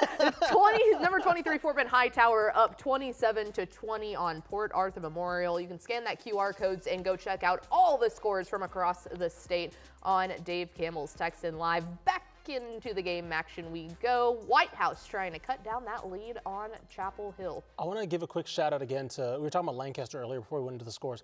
I'm going to dub Lancaster the winner of the best team who has not, the honorary Brock Award, I'll say, of the best team who has not won a game yet, which is what game award we gave to Brock a couple years ago. Lancaster's about to be 0-3, but their losses are 8-point loss to North Crowley, 10-point loss to Aledo, and probably about to be, as we see, looks like they're getting the ball back, actually. They haven't lost to Hebron yet, but if they do lose is what I'm saying. This Lancaster team, don't write them off. You're going to see 0-3. Don't write them off yet. This is a team that's played a really tough non-district schedule. They are still going to be very much in the mix in that tough district. They may still squeak in at 4. Maybe they'll get the 3 playoff seed. We'll see. Obviously not 1 or 2, most likely not. But I'm going to dub them our honorary Brock better than their record is team of the year.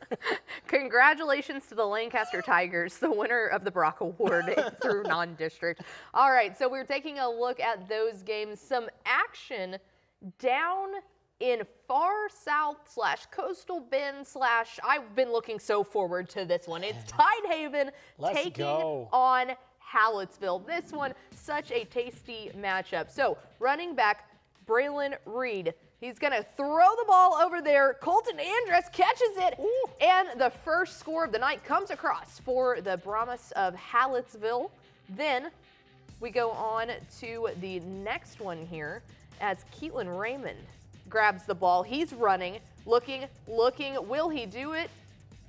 Can he throw it almost all the way out to the edge? He finds his man, and another touchdown there. How impressive is that? Man, I was so pumped up for that game. Yeah, that is, wow. I mean, 29-19 final, Tidehaven, excuse me, winning that one, 29-19. That is a crazy one for a game with a couple highlights there. That's just, I mean, I'm at a loss for words, honestly. That's a very fun one, like you mentioned. Tidehaven, a team that played at state last year. You're wondering how much they have left when you lose quite a bit of players like that. And especially when you play a team like, and you know, it was kind of the Gunner highlight show, right? And you're like, you want to get back there, but you want to also forget about how that went. You're having a new crop of players come in. Pretty good win and pretty good showing from them. Especially after a bounce back of last week, a 20-14 kind of not tasteful loss against Goliad. So they seem to be right back on track against a good Hallettsville squad as we welcome you back into the quad box. Oh my goodness, look at the, almost catch. I was about to say, I was trying to see if you made the catch soccer. too. Yeah, at the top right there. I was trying to see if you made the catch too, but. That would have been an insane catch had he been able to pull that one down. Yep, Cypher, of course, at the bottom, Cypher and Dickinson at the bottom right. Dickinson trying to wind this one down. That one's tasty. Yeah, that one is getting really good. I believe that one's still Dickinson holding a slim lead, 3-point lead, I believe. See, this is the type of game that I just absolutely love because we just spent so much time talking about Houston, DFW. You talk about like the North Shores of the world, the Atascocitas, the Duncanville, the DeSoto. Dude, give me two teams like this that, do I necessarily think they can make it to the state championship? No. But do they play banger after banger every single week? Are they going to give those teams like DeSoto, North Shore, run for their money? Yeah. Because eventually one of those teams is going to come along to those big powerhouse that they're just going to look over because we're getting close to playoffs, we're getting close to this, we're getting close to that. You know, we have Atascocita next week. We're going to overlook who we're playing right now, and it's always those games.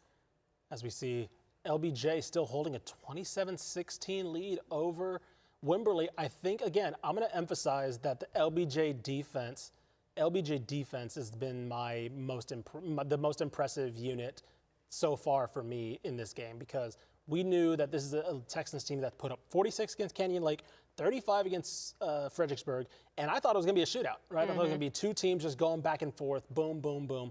And LBJ said, no, we know you have one guy that we need to stop, and we're going to make everybody else beat you. You missed it. We had dad dancing on the screen. Oh, I missed dad dancing? Yep. You missed some North Crowley dad dancing. Oh, we got North Crowley fan cam going on. Fan cam rocks. There he is. Oh, get back up, big dog. Oh, that's not even dad. That's like a brother. That's a little kid. There it is. There you go. Atta baby. That's the MC in you. Getting hyped for fan cams. Lancaster making some move up the middle there. Yeah, Lancaster. Look, that is only still a one-score game, so they're not quite out of it just yet. What if we get another touchback? I will walk off this set. Slams the mic to see another touchback for turnover. I'm calling it quits for the rest of the season. God. Ugh. Disgusting. All right, they're making their ways as we're watching the refs talk here. I believe we have some more highlights coming up here from one that we had talked about a little bit earlier, another DFW squad along the I-20 corridor, South Oak Cliff Golden Bears, making their way out to Beast, Texas. We looked at their score to take on the Lobos of Longview. This is Ish's boy, Carter Kopecki. Kopecki boys, we ride. Sail into the arms and drops a dime to put up another 6 points there for the Golden Bears. But on the next drive, those Longview Lobos, the Rockin' L is rocking away. This is Kelvin Washington taking it all the way home. Stiff arm and 78 yards. How about that for the Lobos? The firework factory not over. Carter Kopecki's going to hand it off. Up the middle goes Damon Williams like a bowling ball drifting through the pins, and he takes one in. Hyped up, big man. That's what they do over there in South Oak Cliff. But Longview strikes right back again. Demarion Williams. There it is, big boy. Puts on the brakes for the second time. Man, that kid is tall. Pops it in. Lobos up 10. Wow. That was fun. You want to talk about a tough place to play? Lobo Stadium? Oh, my goodness, dude. Their band alone. Yeah, I went there 2 years ago. I believe it was Leon Paul's first year at Lancaster when they went to Longview. And Hebron with the ball. See a turnover.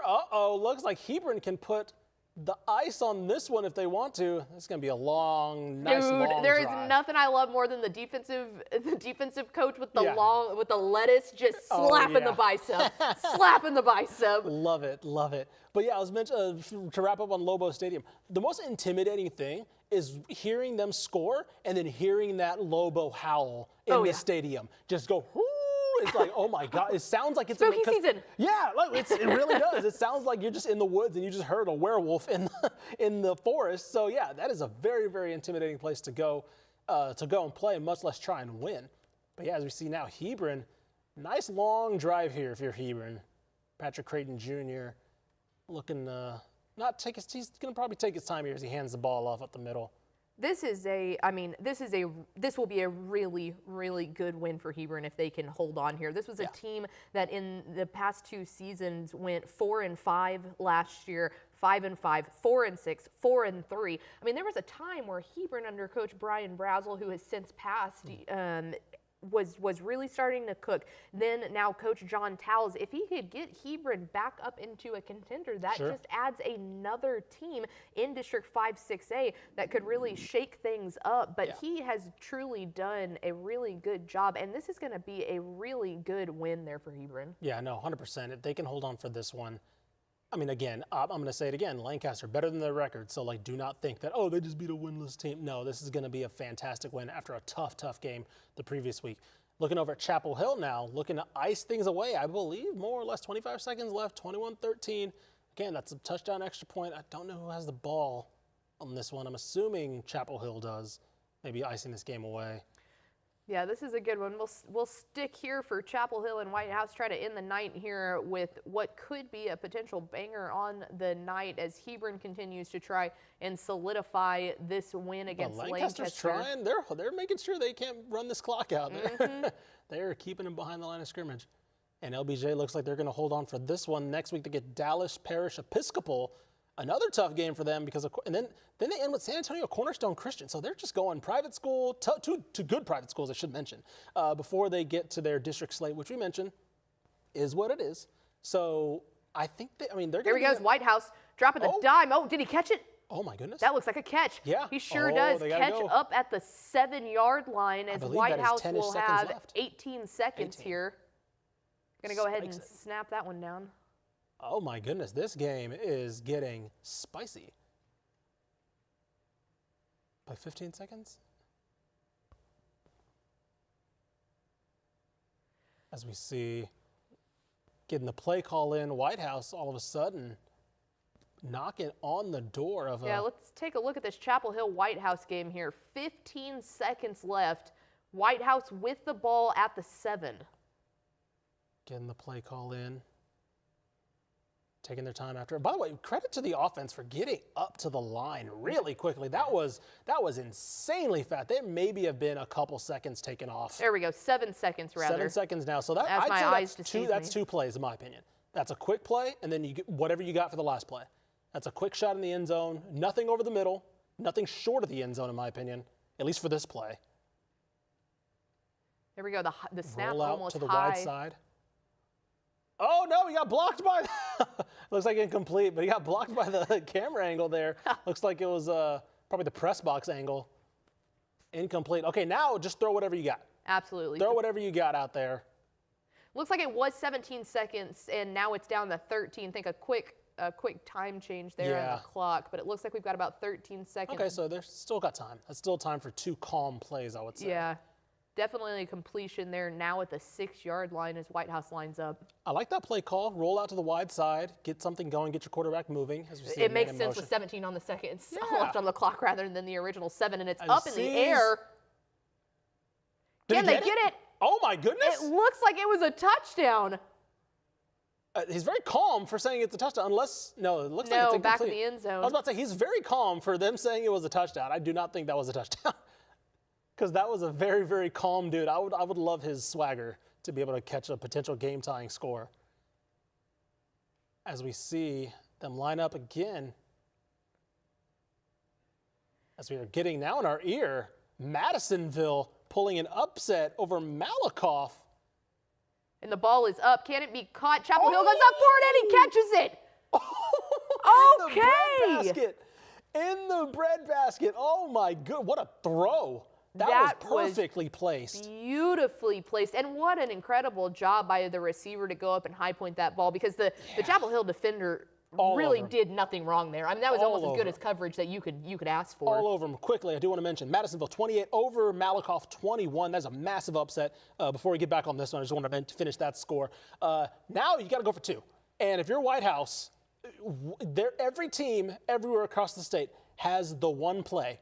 The one play that you practice. There's if it ever comes to this scenario, if it ever comes to this, we'll throw.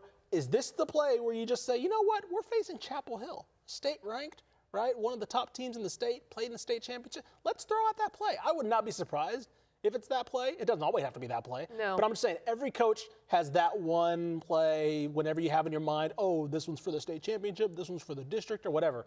You have that one play in the back of your sleeve that's like, we've only practiced this like twice, It's like a halfback pass to the tight end or the left tackle, because who's why as not? an eligible receiver. Yeah, oh exactly. my God, if you gave me, I'm telling you right now, if you give me a big man touchdown or a big man 2-point conversion, we're good to go. I might run out of here yelling. I was about to say, you'll just ascend into heaven. I become one with this chair and just ascend.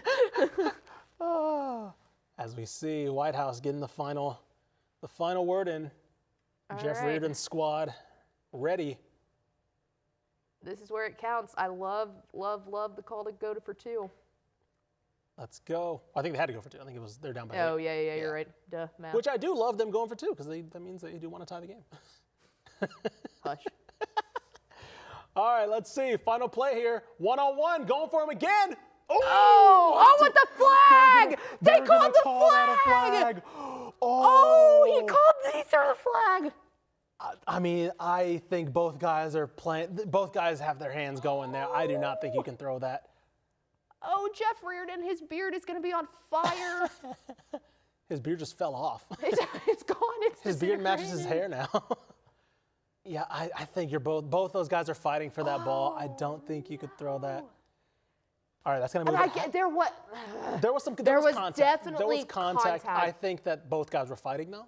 So I think I would have held it there. I tend to lean on holding it on game-winning calls unless there is just unless he conduct. judo tosses him to the ground or something, I'm okay. As we see half the distance to the goal, they get another shot. Now that opens it up potentially for a run. It does. As we see, I mean, look, this is a jumbo package they got here. 100%. The 1-yard line, they're going to. Chapel Hill's going to call timeout, I believe. Oh, my goodness. This is too good. This is why you tune in to Dave Campbell's Texas Football Tonight, folks. Yep. Oh, my goodness. Yeah, I'm very interested to see what they do here. The other thing that's funny, I wouldn't be surprised on a quarterback keeper here if they can hold it. If you look at the size of the running back that they had lined up, he's a scrappy player. Yeah. he's a scrappy little guy. Not necessarily somebody you're going to have dive up the middle. Yeah. Hey, let's talk about these Chapel Hill helmets, too, man. Those are sick. Yeah. Oh, yeah, no, Chapel those are Hill, nice. the Jordan brand, rocking it there, but those helmets are really sick. Oh, yeah. Coach Reardon always makes sure his staff and his players are geared up.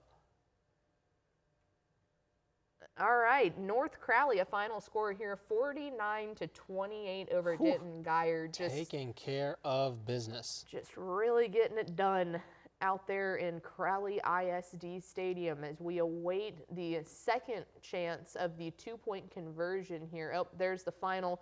They're shaking hands. Crowley has Rockwell next week. And look, until Crowley, which is the season finale for them, I don't see a game they're losing on this schedule. Nope, this would be the third straight season under the direction of Ray Gates that they would go undefeated in the regular season. I mean, 30-0 in the regular season is impressive. It's even more impressive with that schedule. Here's the play for White House. Oh, no! With the snap! The ball! Oh, what a way to lose! And a heartbreaker for the Wildcats of White House. Big time play. Then the pressure against Chapel Hill, a state-ranked opponent, just too much for the Wildcats as they mishandled the snap. Oh, no. Man, I'm telling you, White House is going to be practicing snaps and nothing more than their that. center is going to be doing so many drills. Those two, the center and the quarterback, for the next 3 weeks is just oh, that's a heartbreaker. All right. Well, that's a downer to end the night on. I was hoping for at least like a stop. Sorry about that, folks. But congratulations to Coach Reardon and his Chapel Hill Bulldogs. That'll do it for week 3 of Dave Campbell's Texas football tonight. Some big, heavy-hitting games, some very sad losses, and some great wins, as now most of the teams in Texas high school football look forward to district play or a much-needed bye week heading into it. Did you have fun tonight, partner? That was awesome. That was awesome. Like I said, a lot of blowouts, but like I mentioned earlier, a lot of things can be drawn from both sides of those blowouts. Looking forward to the schedule and looking forward to what teams are now looking like real contenders in the state and which ones are looking like, okay, you probably got to get things going as they head into district from now on. Absolutely. We'll be back here on 7:30 p.m. next Friday night for week 4 of Dave Campbell's Texas football tonight. If you like the show, tell your friends about it. It's free to watch. We'd love anybody and everybody to come party with us on Friday nights. So we appreciate all of you who stuck with us all night. To all of our broadcasters out there, appreciate the work that they always do. To our control room, everybody up in the editing lab, our camera ops, and everyone in the control room. For Blaine Tatum, our director, Mallory Hartley, our producer, VNA, our associate producer. He's Ishmael Johnson. I'm Ashley Pickle, and we'll keep the party going next Friday. We'll see you back on Dave Campbell's Texas Football Tonight.